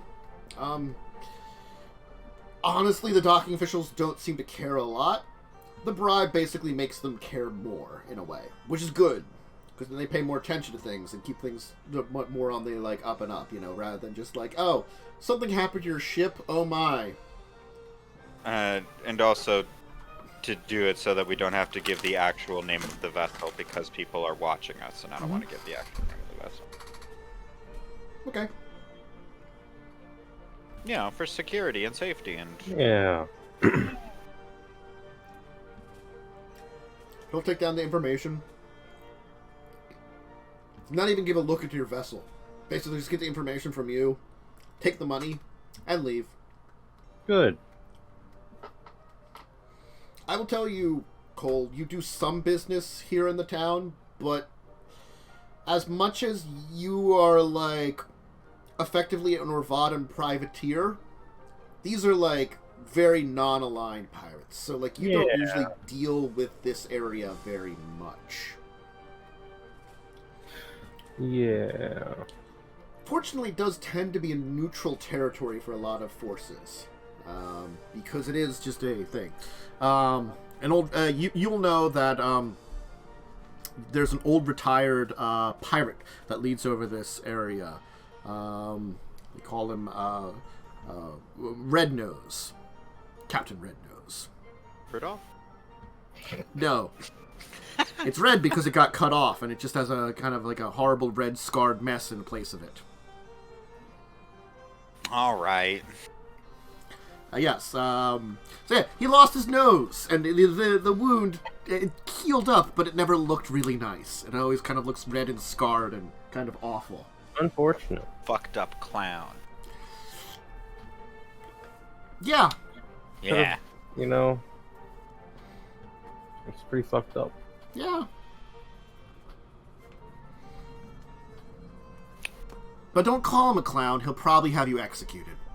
He can try. I'm very hard to kill, and I can't die anymore, so it's like, whatever. The closest thing of our missions around here is my dipshit brother, yes? Yes. I think your dipshit brother is the closest, because you've got 2 in central, 2 in east, and then 2 in the north here where you are. The 2 in the north are, of course, your dipshit brother, and also if Carrie wants to look into her necromantic heritage. In the east is a catfolk and a elemental spirit, if you want to contact that. And central, of course, is the tower / furnace, that area, and predator. Okay. So we're here in Erborg. It's about as shitty as I remember it being. About as shitty as I imagined it. I never wanted to get this close to it again. And yet. Same. I have a lot of bad memories here. There will be some noticeable things that those of you who have gone ashore can take basically easy note of. Undead are common. Ooh. Basically, skeletal or zombie dock workers are a thing. When there isn't enough people, they use undead labor. Undead are very common throughout it, and necromancy is a normal practice in Urborg. It's cheap Good labor. for them. Mm-hmm. It is free labor. Yeah. It's not smart labor. It's free. Yeah. What are they gonna do? Complain? They're dead. Yeah. You don't gotta pay them. Be grateful. They're not dead anymore. Even at this place, which is a little bit more global, you will see, like, still a good chunk of, like, undead dock workers, or, like, workers in the town. There seems to be, most of the colorful people seem to be probably pirates or pirate-related, you're going to guess. The average citizens, they dress bland, don't seem to have a lot of, like, good smiles on their faces, you know. The town is not a happy place. I mean, certainly there are places that their happiness occurs. That local bar seems to have quite a raucous event going on. But, it's not the friendliest lands to have, like, yay cheering, you know? It's Urborg. You're not expecting that.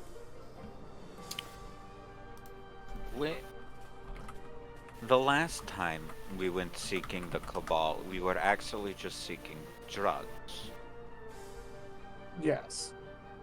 Now, I don't know how to seek them out normally. I also noticed this place is hot and humid. It is tropical here. So the swamps are tropical swamps. I'm not taking off my coat. It looks too cool.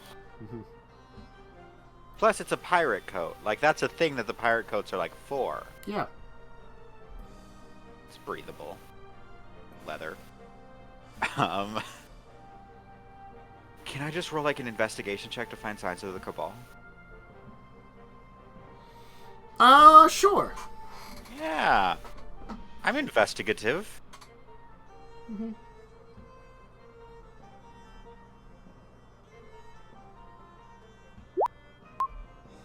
Oh no!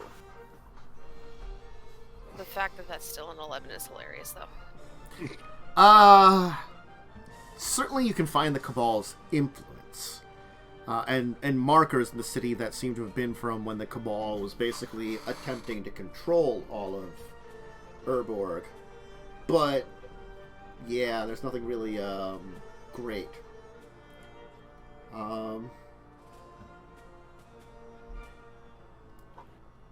I've never been to Erborg.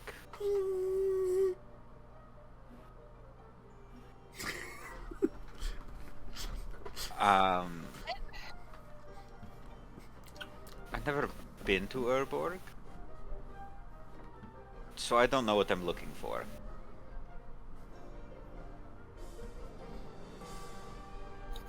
What are we looking for? The cult that wants you to rule this place. Well, Cole, you're wanting to take over the Cabal. You have any idea where they could be? Well, not here specifically. I have people looking for them. I just need to find the nearest one, because they have my brother.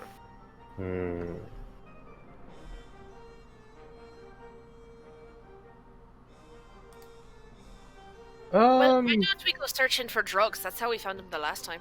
Because we don't I want promise we drugs. will not purchase any drugs. Okay, yeah, that's fine. Tantus, can I go search for drugs?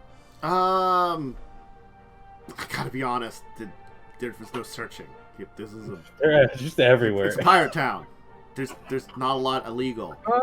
It's like that guy over there. That guy over there has some next to the local whorehouse. You know, that's next to like the orphanage or something. You know.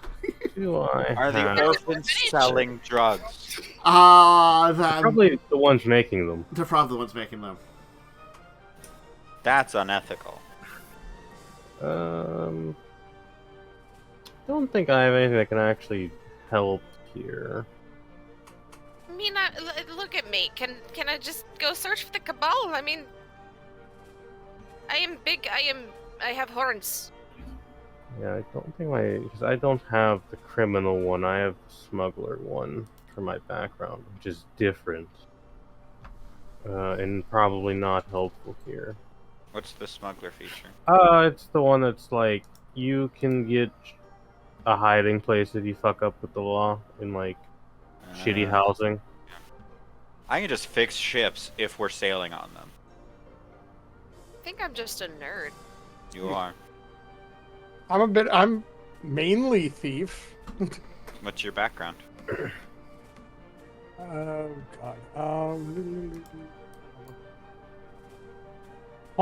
I'm haunted one. Yeah, that's not gonna help us. I could like. I could try to talk. Yeah, I could like ask around at various like merchants about it. You are significantly more of a face than either Carrion or Kaz. I do have 10 persuasion. Yeah, I think you're a little higher than me. I have an 8. Mm-hmm. So I could ask around a little bit to see if I can get any info. Okay, sure. Okay. Give you persuasion. Okay. Certainly. Most of the things that would be remnant of Cabal are remnants here. There's a couple of local gangs that had been part of the Cabal, but most of them are just individuals who had been like workers that just kind of broke away from it in the last couple of years and honestly have formed their own kind of like shady groups. The actual emphasis of the Cabal as it is as a whole right now is there isn't really one. There seems to be, like, you can find out, like, by rumors, there's maybe about a dozen so groups that call themselves the Cabal now, and are fractured. There are a couple of major ones. There currently is a group that occupies the Evankar Tower, where Belzenlock held his throne. They are one of the major groups. They certainly don't have the power that they had under Belzenlock, but they're basically the remnants of the main force of the Cabal, you could almost call them. There's a group that's out of a city in the northern districts, Skulltown. A group has kind of recently moved into Skulltown that seems to be a pretty powerful group of the Cabal, and have placed themselves sort of in control of it. Skulltown sounds like such a pleasant place to go. Sounds lovely. Yeah.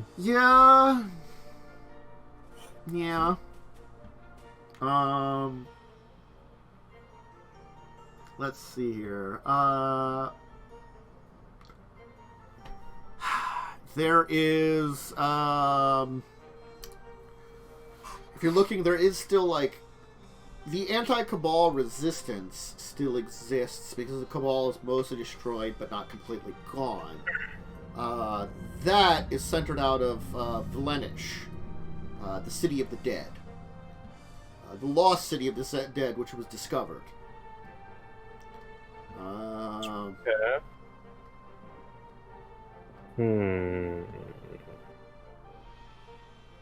Now, unfortunately, I've never met person we're looking for, so I can't just like sending them. Yeah. Which would help, but I can't do that, unfortunately.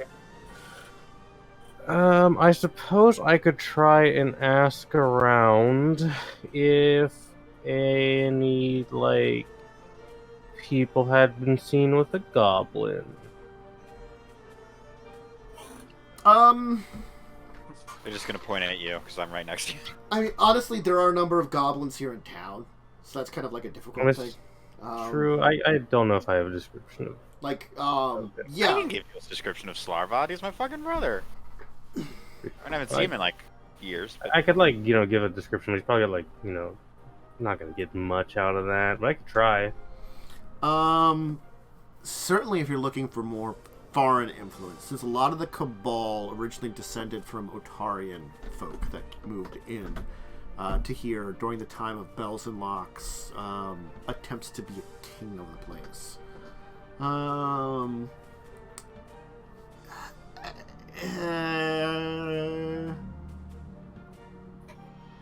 mean, the only other thing I could do is, if we think you might find someone who's seen them. And... The problem is also, like, it sounds as like the Erborg is a lot more returned to form.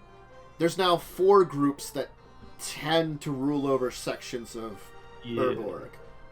Normally it was sorcerers, witches, and necromancers, but now it's sorcerers, witches, necromancers, and Cabal remnants. Oh my. Yeah. So a lot of the local, sorcerers, witches, and necromancers, having found the influence of the Cabal and a very powerful demon gone, have once again reasserted themselves as controlling areas. Yeah, the only thing I could add, other than assisting you with questioning people, is if we think we find someone who is lying to you, I could do detect thoughts once and read their surface thoughts without very having to pry. easily. The thing is, you probably get a feeling that you might want to go to Skulltown anyway. Skulltown is where the Cabal, the North Cabal, seems to have their strongest influence. And if anybody knew about a goblin, they would know about it. Yeah, that was my assumption. Skulltown would probably be the best place to go because it sounds the most interesting, and that's video game logic. You can easily learn that faction has sworn off the strength of demons and is looking to bring back some of the old Cabal ways from back in Otaria. They've recently built a fighting pit in Skulltown and are looking to find champions of the pit in order to bulk up their ability. Like, if you become a champion, you can become one of their grand warriors. There was a fighting pit in the stronghold where the Cabal was that they built in, but they used it less to find champions and more to murder people. Hey, Carrie, fighting pit. I can be in the fighting pit. I would also like to be in the fighting pit, if I'm being honest. I could bare knuckle fuck these people up. I can kill them with fire. I think we should all be in the fighting pit. I'd prefer not to. Personally speaking. I can go giant on their asses. You are probably still wanted by many groups in the Cabal for various reasons. Yeah. That is true. Carrie might not want to go in the fighting pit because I will of tell that. you, rather than trying to install you as a new lord like the ones in the tower would, this group might try to kill you off to prevent you from taking them over, like assuming that you'd pull what your grandfather did. Meaning you'd have an entire town turn against you. Have you tried to murder an entire town? Yes.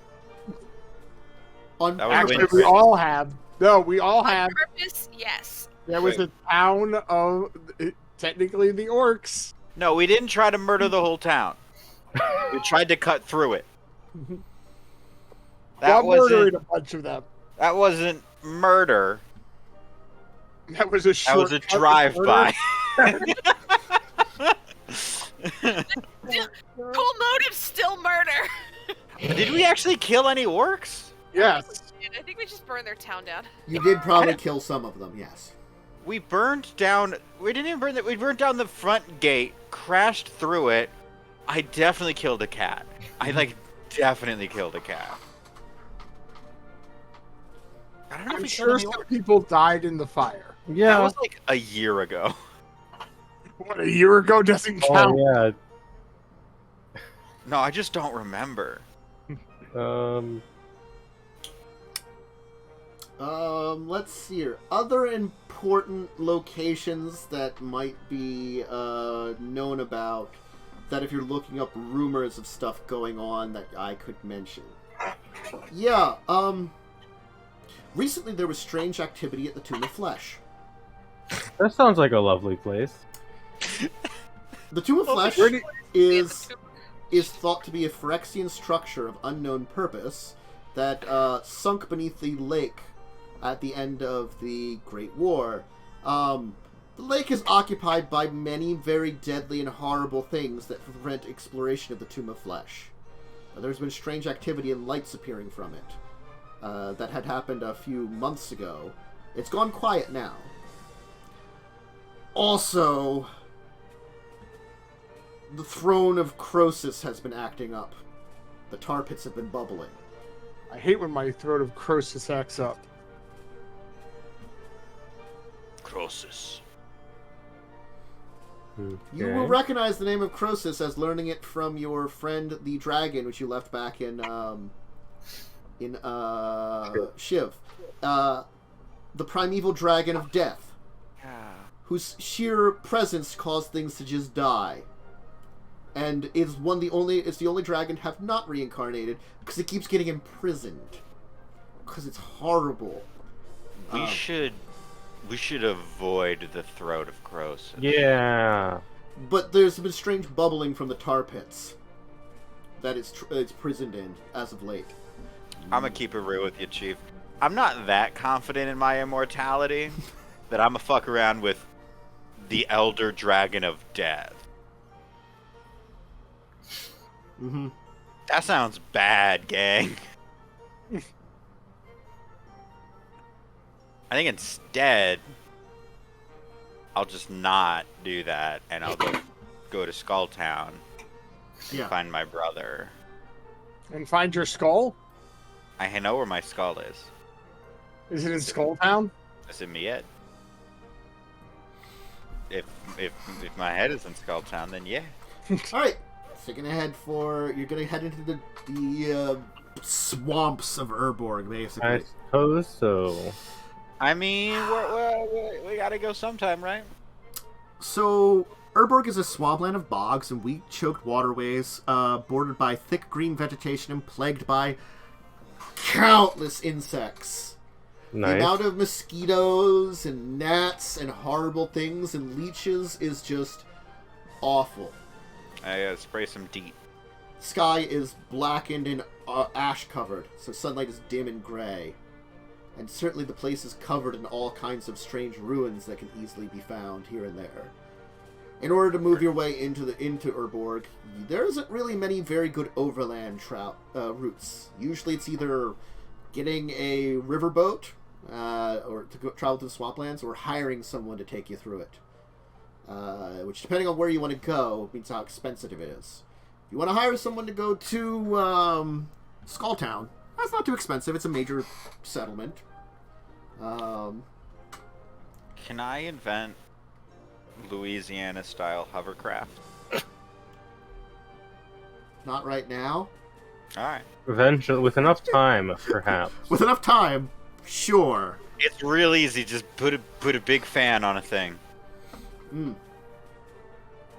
Never been to Louisiana, but I imagine it's that easy. Okay. You know what I'm talking about, right? Yeah. Yeah. A fan boat.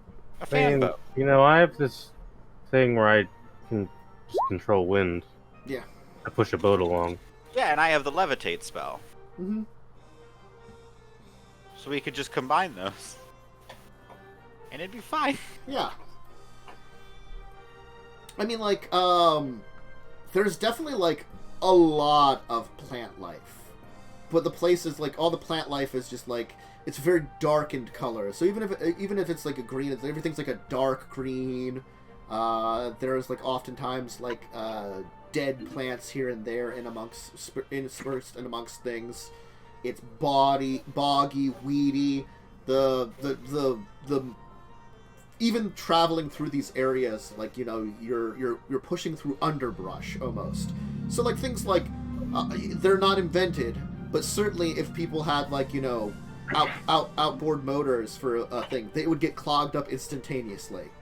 So oftentimes it is things like, you know, pole or oar travel is the way to go through this kind of thing, to make your way through it. But you can use, you know, some wind power because you have someone that can control the winds, honestly, to basically push yourself along through the area. The insects suck. Honestly, all of you are clouded by just insects that are just annoying, stinging, draining blood, things like that are just doing your best to just eat you alive. Carrie, they seem to leave you alone. Can I roll for Citronella? Sure. Okay, what is that roll? Nature. Nature? Uh, I'm not proficient, but it is an intelligence check. Mm-hmm. 7. Nope. No Citronella on this boat. You try to, like, smear something you think will get rid of the insects, it doesn't work. You're now, like, you now smell funny from some kind of weird plant, and also you're covered in insects. You tried, though. Can I cast Shocking Grasp and use it as a bug zapper? I have... If you want to hurt yourself each time, then yes. No, I'm just literally gonna hold my hand out like this. Your Shocking Grasp hand doesn't, like, glow, so it doesn't really work. Oh, I can make it glow. Uh-huh. Cast light on your hand. His hand's not an object. God. Hey, put a glove on and cast light on the glove. Yeah, I put a glove on. Make another nature check, please. This one isn't nature. You gotta give me some, like, fucking tinker No. shit with it. This is nature. To know that you can use light and electricity to zap bugs. Well, electricity's kind of a duh. It would work on anything. Yeah, but you have to know how to, like, It's you know. not immune. You know what? It's a 12. You got it's above 10. It's above 10. You could come up with a plan that might work a little bit to get rid of some of the bugs. You're now, like, 33% less buggy. How bothered by all these horrible bugs would I specifically be? pretty bothered, honestly. All of you, Okay, except for Carrie, because for some reason they just leave Carrie alone. Honestly, they bother Claud. Do they bother me? Yeah, but the mosquitoes don't. Can I hide under Carrion's wing? You can, but they still bother you. Because they fly around Carrie, they just don't bother Carrie. I make myself sticky. Are you gonna like just be stuck to me and can't get away? Are you gonna learn your like soul absorption powers? Yes, I will absorb bugs? all the bugs. So like, get so as Cole is kind of swarmed by horrible, awful mosquitoes, I'm just gonna mark off a spell slot. Do you want to? Oh, that's not supposed to be an attack roll. I don't know why it's an attack roll. It's not supposed to be an attack. Crit though. But yeah, I'm just gonna wither and bloom and just kill all the bugs around me. Okay. Ooh, minor illusion. I smell like citronella. Make a nature check to know what citronella is. He mentioned it. He didn't know what it was. I got a 7 on that nature check. He didn't know what it was. So it's no longer an attack roll, because this should not be an attack roll. Hold on, let me see. This is the saving throw. Why are you doing attacking things? Yeah, okay, that's why you're doing attacking. You need to open a spell card. That's another 12. You can probably just... Or smell like smoke. Smoke makes bugs go away. If you have a fire, they don't like to be around it. Jeez, he's also wrong. A fire, you say? That's good one. That's a 12, and that's enough to be like, you can smell smoky and kind of be like a little fiery. That can switch it. Also, a lot of the bugs died, and for a little while, you're bug-free. About 10 minutes. Yeah, I mean, I figured. Actually, let me see something. I'm just gonna... It lasts 1 minute, but I can cast it on. Kaz, me, and Cole, and just every minute, just keep doing it. Oh, I'm just gonna cast magical. I'm just gonna use magical tinkering. I'll ping it. That's a lot of words. That's so many words. It's a lot of words. But the important one is the object continually emits your choice of an odor or nonverbal sound. The chosen You're just gonna basically make like a smoke emanator, so it just keeps bellowing out some smoke and being like just smoke. the smell. Yeah, just the smell. Just the smell. Alright, yeah, that'll certainly... It won't get rid of all the bugs, but it'll certainly cut down by a bunch.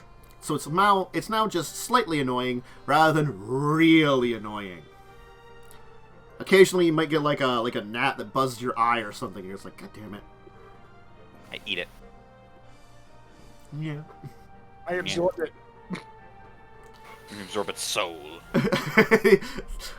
Behold my newest power, Swarm of Gnats!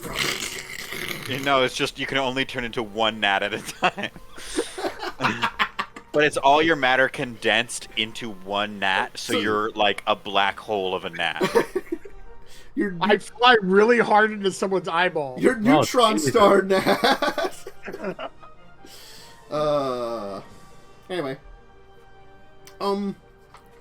Traversing Urborg takes a while. It's not pleasant, but it's there. As you're traveling through the swamps, though, Carrie, you think you hear whispers.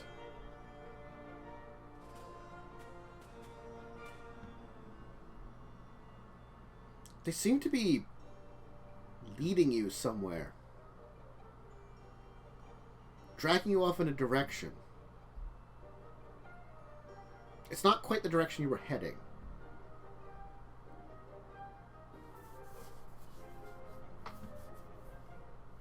You're muted if you're trying to say something. Thanks. Ah. I forgot I was muted because things aren't working very well on my computer right now. No, it's fine. Hey, y'all motherfuckers hear those whispers? What? No. The whispers. What do the whispers say? Oh, they want me to go that way. I don't hear those specific whispers, no. I don't hear the voices. It seems as though when she points that direction, there's almost like a pathway through the swamp in that direction. Nope. But there's an opening over there. I don't know if we should trust that. Why not? Fair point. Mysterious voices in a swamp that's evil. I mean, I for one think it's always a good idea to trust the voices in your head. Yeah, it's Urborg. It's filled with swamps and volcanoes. What does your stick think? Stick, what do you think? I don't know. I've never heard voices before. I only recently gained one. That's fair. What's the harm in following the voices this time? Death. Death. As usual.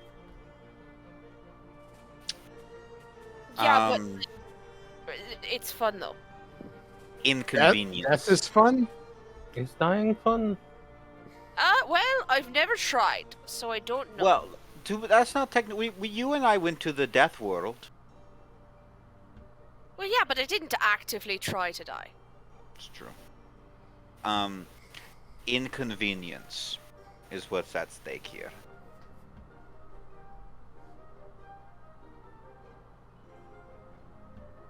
I want to follow the voices in my head. Do they say we have to do this now?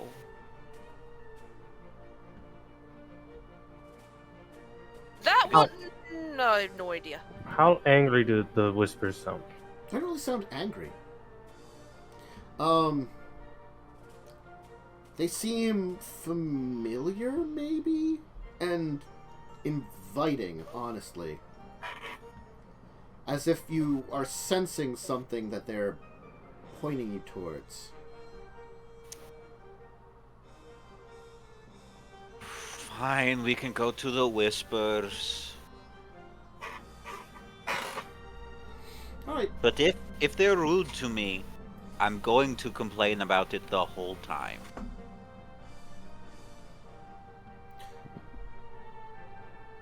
The whispers will lead you into the swamps on a kind of windy path through the swamps. But they always seem to be pointing you kind of like in a direction and following a trail. And it'll be a while, because again, it's time traveling. It takes you time, even with the winds here. It's time consuming to travel across Urborg. So, like, you were spending a couple of days out on the swampland to get to Skulltown. It's a couple of days, basically detour that you're kind of following. It's not a close detour. There is no close detour in swampland, honestly. You're probably traveling faster than most people around here. Because, wind power. You'll pass by what appears to be the remnants of a number of, actually volcanoes. Volcanoes that probably have been active for countless years. That their calderas have broken down. That you can see the kind of remnants of the mountainsides kind of covered twisted vines and strange trees. With broken open areas where the water and the swamp just kind of like moves in between it. And eventually, though, you'll start to see remnants of what looks to be structures in amongst the swampland, which honestly is not old. Many things have been eaten by the swamps of Urborg. There are countless ruins spread throughout this from countless civilizations. But you've come across something that's a little bit more intact. Nestled in between a grove of trees, slightly outside of the water, maybe about 6 inches of submersion, is what looks to be some form of temple. It's got massive columns, half of which are intact, with kind of strange vines and trees growing in amongst them. Staircase that seems to lead into the murky water, and a kind of like lapping water that kind of moves into the flooring of this area. As it's also kind of like on a slight angle, kind of into the swamp, as if it's half sunk into it.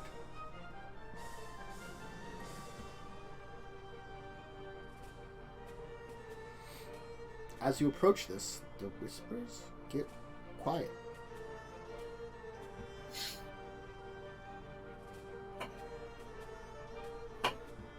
This place feels familiar. Something about it.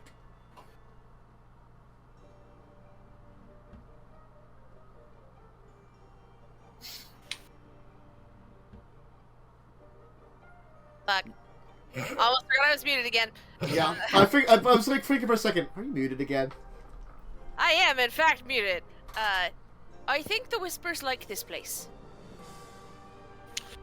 Okay, Kaz has his gun ready. Mm-hmm. Just in case. Oh, it's also very familiar. I'm just focused on the Whispers right now.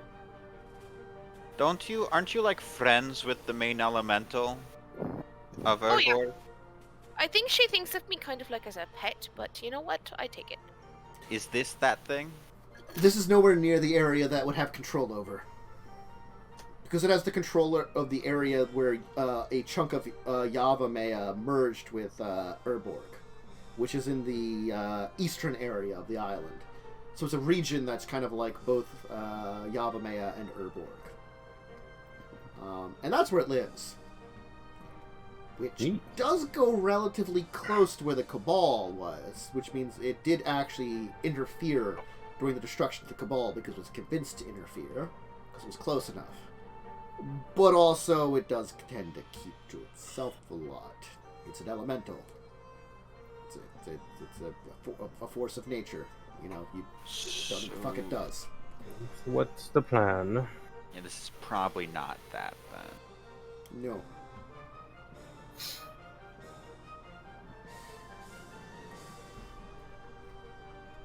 I don't know. I didn't choose to follow this path. Carrion, Yeah? take the lead on this one.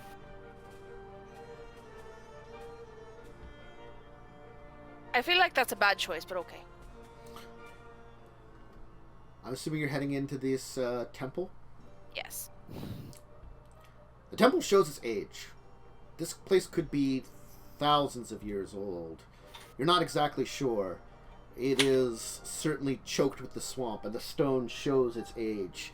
There's very little signs of any kind of decoration left behind, and much of the ruins is that, ruins. Though it does seem well intact for whatever age it is. It seems as though it's managed to resist the claw of the swamp fairly well. And, the area here was out of the way. You know, like, you followed a path that felt like it almost opened up in front of you. But heading deeper in, you can find your way to the central chamber of this place, where there seems to be a number of wrecked statues. Some form of god or being of worship. You're not sure. And the writing at the bottom of it, you don't recognize it, but it feels familiar, Carrie. You can hear these voices that tell you, basically letters to choose. To press a number of letters in the words beneath the statue.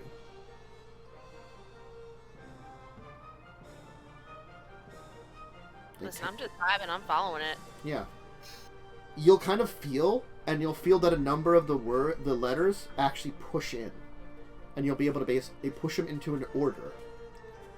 And with that, there will be kind of a shaking in the room as the floor kind of breaks down and a spiral staircase forms going down. A bit of lapping water kind of pours in a little bit from the angle, allowing it to be, partially be flooded in here. But mostly it just is intact and goes down kind of dry into the muck down below.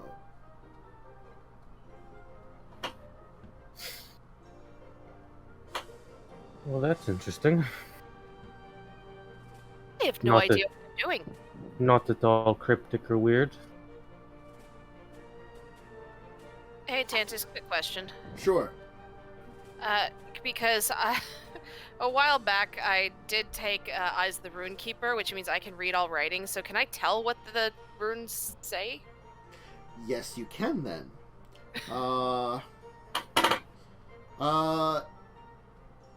Glory to he who controls death.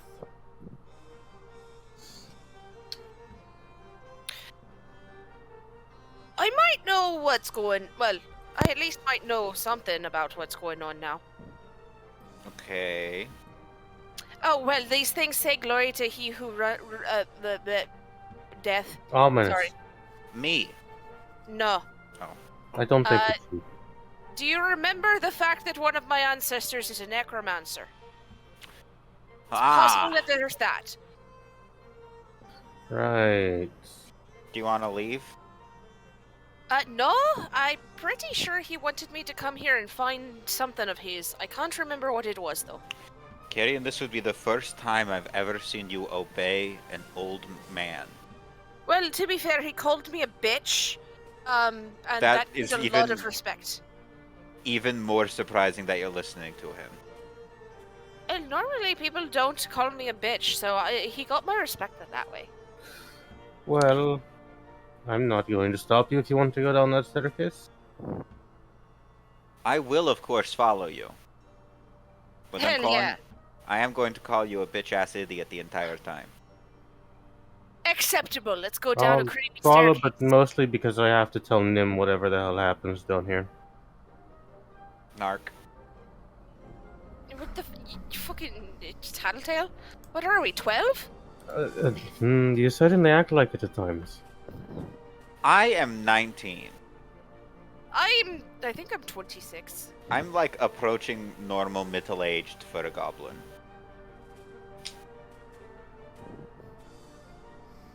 Regardless, let's just go downstairs. The spiral staircase will go down deeper than you think. It is drier than you think. You are deep in it, and things feel warm. The pulse of Urborg is here. Urborg is a place of incredible amounts of black mana, but is also very volcanic. And the place here, a lot of the energy that you think would be red mana is surprisingly tainted black in the volcanic regions even.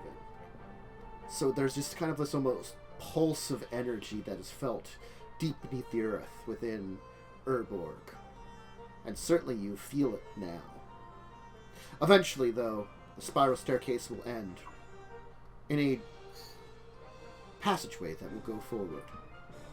As you take a step down, though, gray fires will burst forward, burst a light along a pathway in front of you.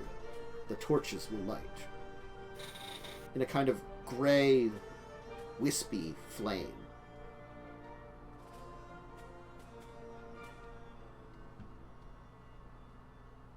This is just getting weirder and weirder. I didn't know flame could be grey. It shouldn't be. No, that's not quite right. No. Who are you to tell a fire what color it has to be? A You just serial said it arsonist. too. I just said it was weird. I didn't say that it was wrong. I'm a fire expert. I have set enough stuff on fire. I feel like As a fire expert, Kaz, you will take note that fire is looking back at you. That fire is looking at me weird, and I don't appreciate it. Fire doesn't have eyes. How could it be looking at Do you you? remember what they said about how if the whispers insult me, I'm gonna complain the entire time? They're not insulting you though. It's looking at me weird. It's looking at you. It's not looking at you weird. It's looking at me Also, weird. How do you? It's how, fire, by definition, it looking at me, weird. Kaz, how can you tell it's looking at you? It's fire. It doesn't have eyeballs. Because I am a fire expert. Well, then put it out. You're No. not put out the grey I fire. don't know if that's a You're good pissed idea. off. I think that'd be murder. How do you murder? Fire's not They alive. could, This one is. they could just be Let's just some form of... continue on. I mean, I could take this torch and see if the fire actually lights it. Hey, fire. Sure. Why A not? fire. Don't What are call you the fire a looking at? bitch. I'm not. What are you looking at? You're talking to fire. It has no You talk mouth. to yourself. It's fine. You will notice that the fires will take on strange skull shapes within them and watch you. Do you see what I mean? Oh, hey. Good. Definitely points towards necromancy. Seems Let's- perfectly normal to me. I like skulls. Two. I'm gonna hold up a steel mirror and have it reflect itself back at it. Claud, Why? are you okay? It can look at itself then. Maybe it doesn't know what it is. Right. Okay. Look, It I does realize not this is- react. Look, I realize this is like your spiritual journey, and I'm just along for the ride. But I think we should just go down the hallway. I keep telling us let's continue, and y'all get distracted by the fire. It's looking at me, and that's not something fire normally does. Yeah, Fire well, normally doesn't have skulls Don't be a floated in bitch. it either. How much light is Hey, detect magic! My Eldritch Sight! They don't This is detect as magical magical. fire! Oh, Is it Don't detect his man. Are they giving off fire's like not dim magical. lights? They're or, giving like- off dim light, yes. Hey, while they're having this argument, I'm just gonna go teleport down the hallway. Yeah. I can do that. You can get to this kind of like black metallic doors that are at the end of the hallway with strange symbolism on it, and what looks to be this kind of strange spined like disc shape in the center of the door. There's a weird fucking door up here. The fire's not magical. Hang on. I'm interested in weird doors. Yeah, like I said, let's fucking go. Stop I getting flip off the distracted by fire. the fire. I flip off the fire, but I do walk away. I cuff Kaz on the back of the head. Oh, you would have done it too. No, in fact, I'm not. I've seen you flip off inanimate objects before. What kind of freak builds a door like this? I'm probably a necromancer, as I've said multiple fucking times. I Magical. believe you, it's the necromancer. I'm not denying that. The question was rhetorical. Is the door magical? There does seem to be a magical aura to the entire material here. The metal itself, it's like a metal door, and it seems to have like a magic aura that seems to be... More. You can detect the magic, but your sight does not go beyond this door. Right. More actionable question. Mm-hmm. Is the door locked? You can't tell. Well, there's magic on the door. It That's could a be lock. trapped. Sort of. How many third level spell slots do I have? And do I have this spell prepared? I do have this spell prepared. I mean, Can I I guess? could try to have a servant open it. What do you That's a smarter idea than me touching it. Uh-huh. Yes. Smart idea than me touching it. Could just open the fucking door, or I try. I just It does have a weird. You said it had like a something engraved in it. Yeah, this weird kind of circular disc shape in the center of it between the two doors. It seems to be the central point of the doors. It does seem familiar to you. You can't quite place it, but it definitely seems familiar. I'm That casting looks Unseen Servant and trying to have it open the door. It can't open the door. There's literally a disc shape that looks like part of a lock of some sort. Carrion, you tried to open the door. That was also trying to make sure it wasn't booby trapped in some way. He said trap. It's a trap. Oh, did you say there were runes on it as well? No, Cantus? there were no runes on this one. Just the strange disc symbol and iconography that seems to be of like metal spine work and maybe bones and stuff. It's very intricate like design over across the entire thing, and it seems to match the aesthetic of the strange disc shape. Almost as if it's like an extension of the disc shape throughout the door, but the disc is like the central point of it. As I approach the door, am I right about the disc shape? There needs to be like something inserted in there. You don't see a spot for anything inserting in it, and the Okay. center of the disc is just clear. It's just like a clear piece of like metal that's between the two halves of the door. Is it openable? as you press your hand on it, it opens. For you. Ha bitches! Oh, I still have an unseen servant to do stuff for an hour. You do. I am my own servant. In the room beyond, you will see what appears to be perhaps a burial chamber of some kind, perhaps a vault of some kind. You cannot tell for sure.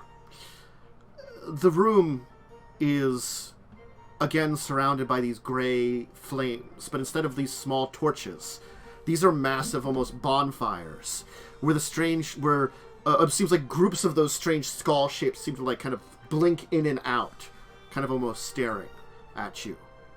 In the direct center of the room is a black metal staff floating there. Oh, yeah, Crowning the staff seems to be these shards of some form of disc. And in the back of the room, kind of mounted on what appears to be like a weird, very nondescript statue made of black stone, appears to be a skull. What's like the glowing head of in the here? figure is the skull.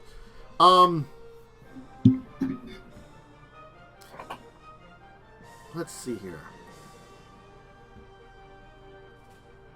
I mean, I'm sure the staff is. My ancestor You wanted can't me to read foot. the staff.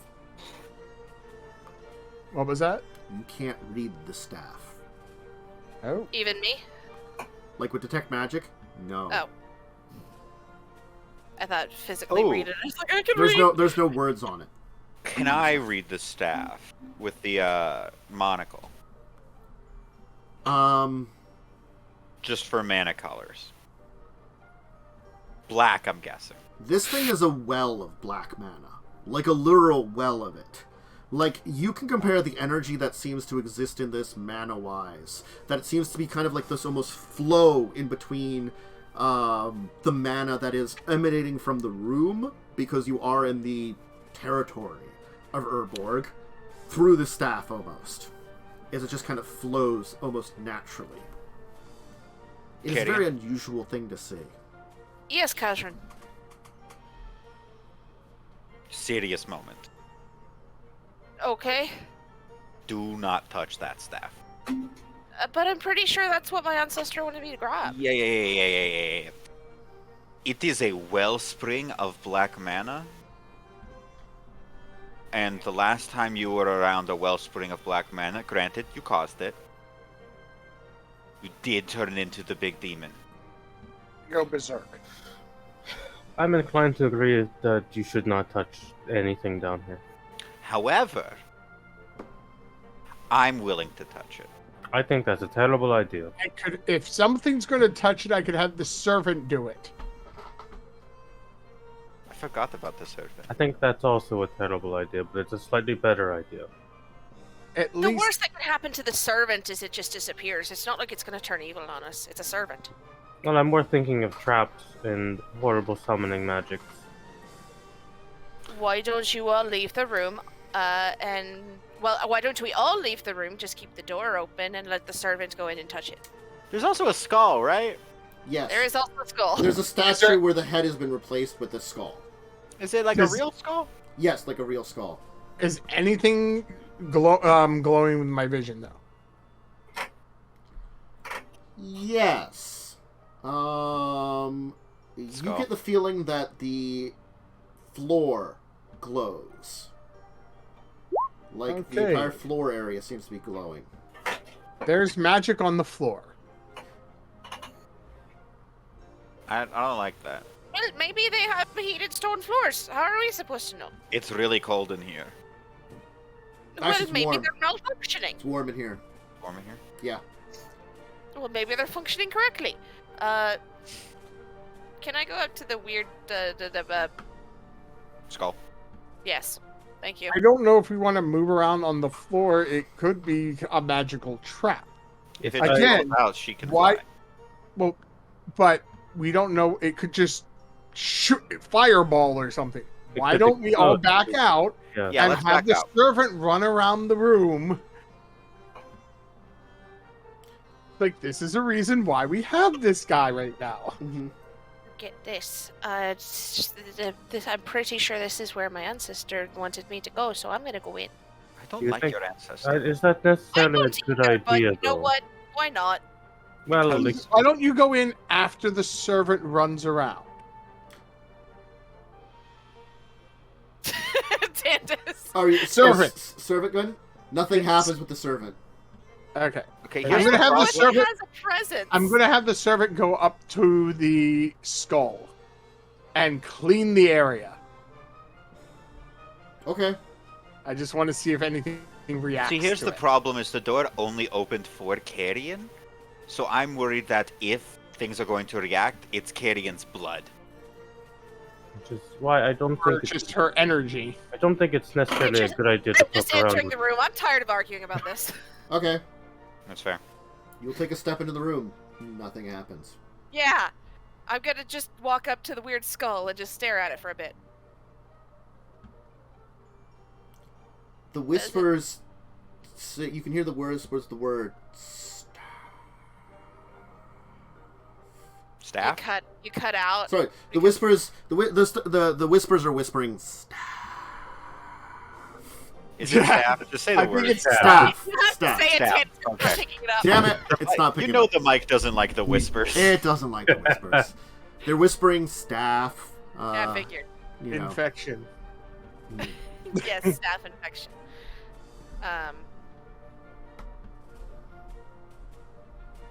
I am like 99% sure this is what his name was Navineral, right? Yes. Yeah, I'm pretty sure that's what Navineral wanted me to grab. So, fuck it, I'm grabbing the staff. Oh, damn you. You can get a good view of the staff now as you grab onto it. This thing was broken once. It has been reforged. And, the staff itself is. The fractures of the disc are pieces that seem to have been embedded in the top of this staff. As you grab into it, you can feel, like, energy overcome you for just a second. This thing is powerful. It is strong.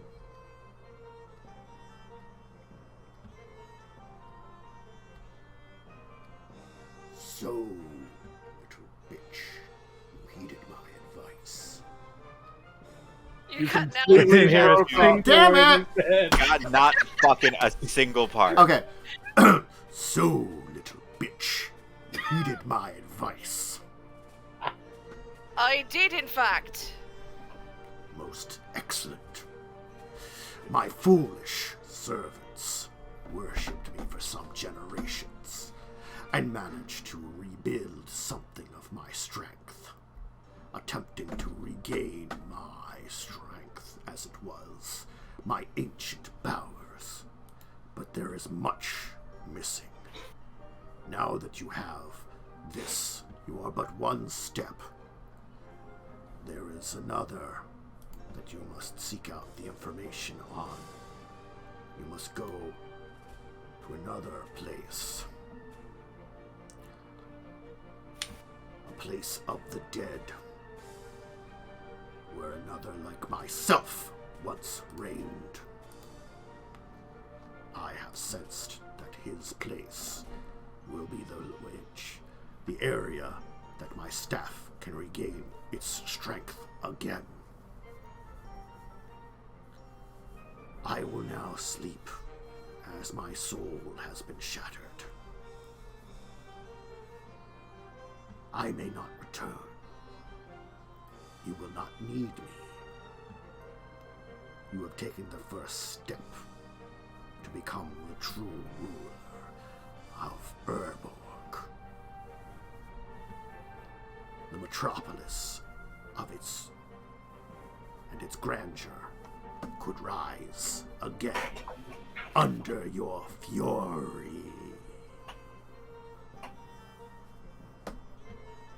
And the voice fades. What's it saying? Oh, well, I'm like 90% sure that was the mineral. I have to take the staff to another place to regain its power, and he's gone now. Right, now that seems like an even worse idea. You get the feeling the place you'd have to go to is Verhelnish. The Hellnish? The underground Verhelnish, city of the dead that you heard about. All these names, man. I'll put this in chat how it's spelled. That sounds like a bad idea. I'm up for it. Motherfuckers are just such buzzkills. I said I'm up for it! I'm talking about Cole and Claude. You see, in for a penny, in for a pound. We already picked up the weird staff disc thing. It's not called being a buzzkill, it's called being responsible. Yes. I don't have a responsible bone in my body. We know. That's why we're here. You also don't have any bones in your body. But I do when I want to. Ancient city of the dead that has been ruled by multiple generations of horrible liches. The last known lich lord that ruled over it was Tralnu. He wasn't pleasant. Enough said. But he was the last lich lord of Verhelnish. So, yeah. Also, Kaz, I have had bones in my body. If you remember, there was a time that I completely enveloped Maxwell. That's proof you don't have bones. Kinky. That was also your idea. It was your idea. My idea was just blow up the wall and ride the cart through. So, just if someone wants to roll me, is it history or the local kind of thing? I think history is local. Yeah. Make it history. I'm not even I'll gonna try. push the 20. I have a decent history. 20. Also 20. Right, yeah, you'll know that the current Uh-huh. ruler of this area, the controller of it, is the leader of Free Urborg, is Marivel, a powerful panther warrior who is one of the most powerful necromancers in all of Urborg because she learned a lot of the ancient secrets of that city.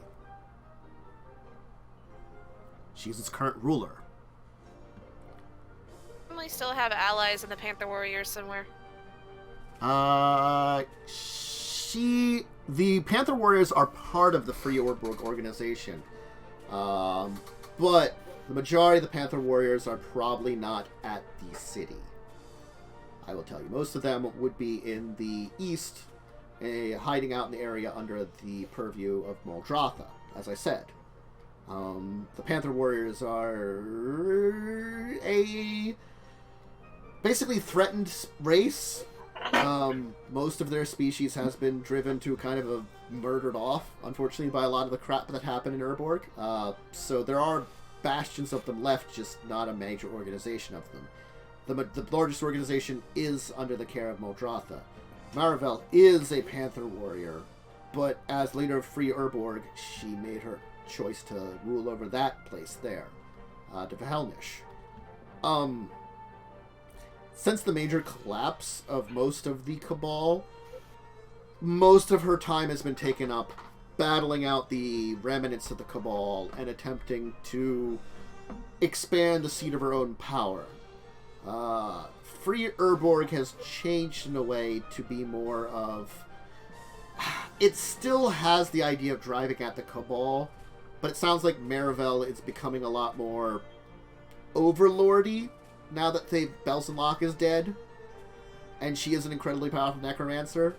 It's the age-old, I'm a powerful necromancer, I rule over Urborg, and it's a temptation most necromancers have.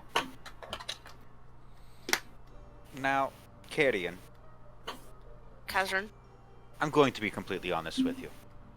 as per usual. Of course. I'm mostly going along with this plan because I want to meet this ancestor of yours and call him a bitch for calling you a bitch. Because only I get to call you a bitch. You will recognize that this is, yes, from your vision before, this is indeed the staff of Nivinarel.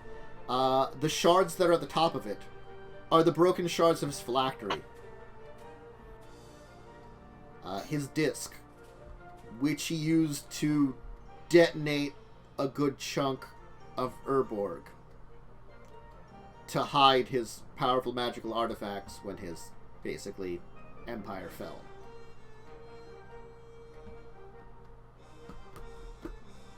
So that's the thing. And that skull might be his. Figured.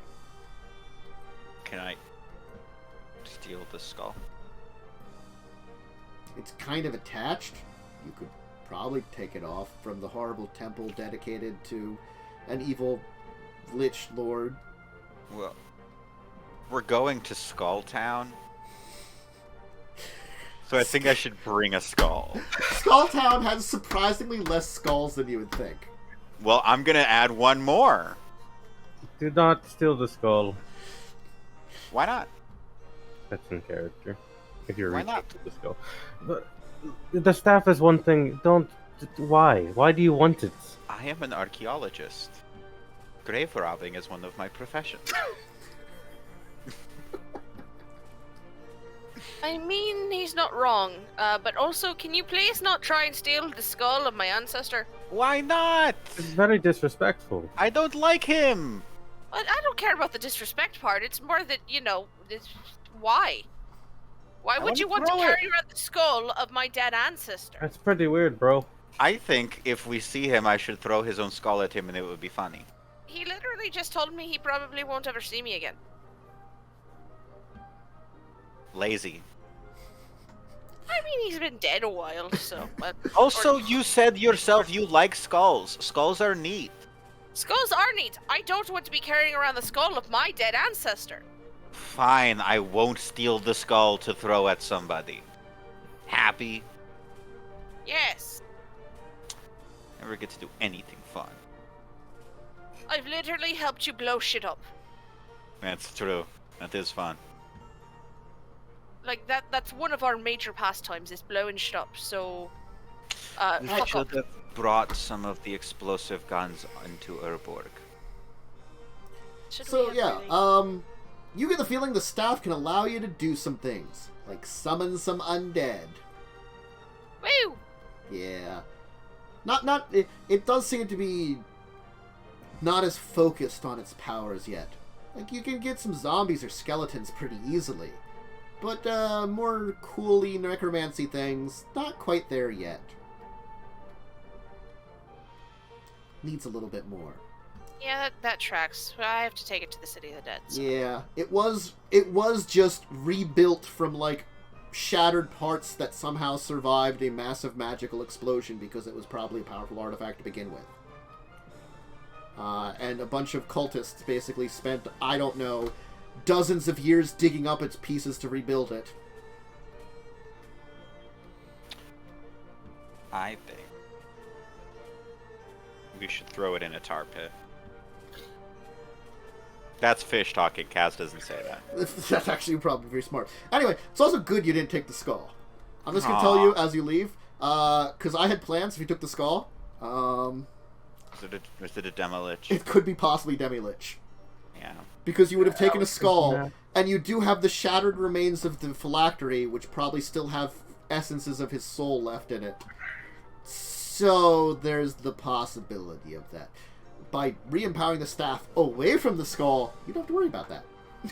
Anyway, we'll end it here. I was gonna throw the skull long before we power up the staff. Uh-huh.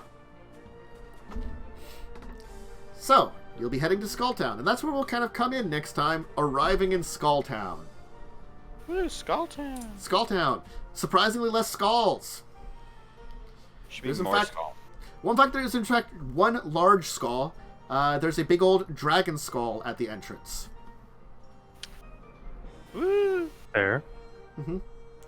And it is kind of like a, it's a large town, but it is kind of very much more like a, swamp town. So everything's up on like Stilts. Stilts and stuff, yeah.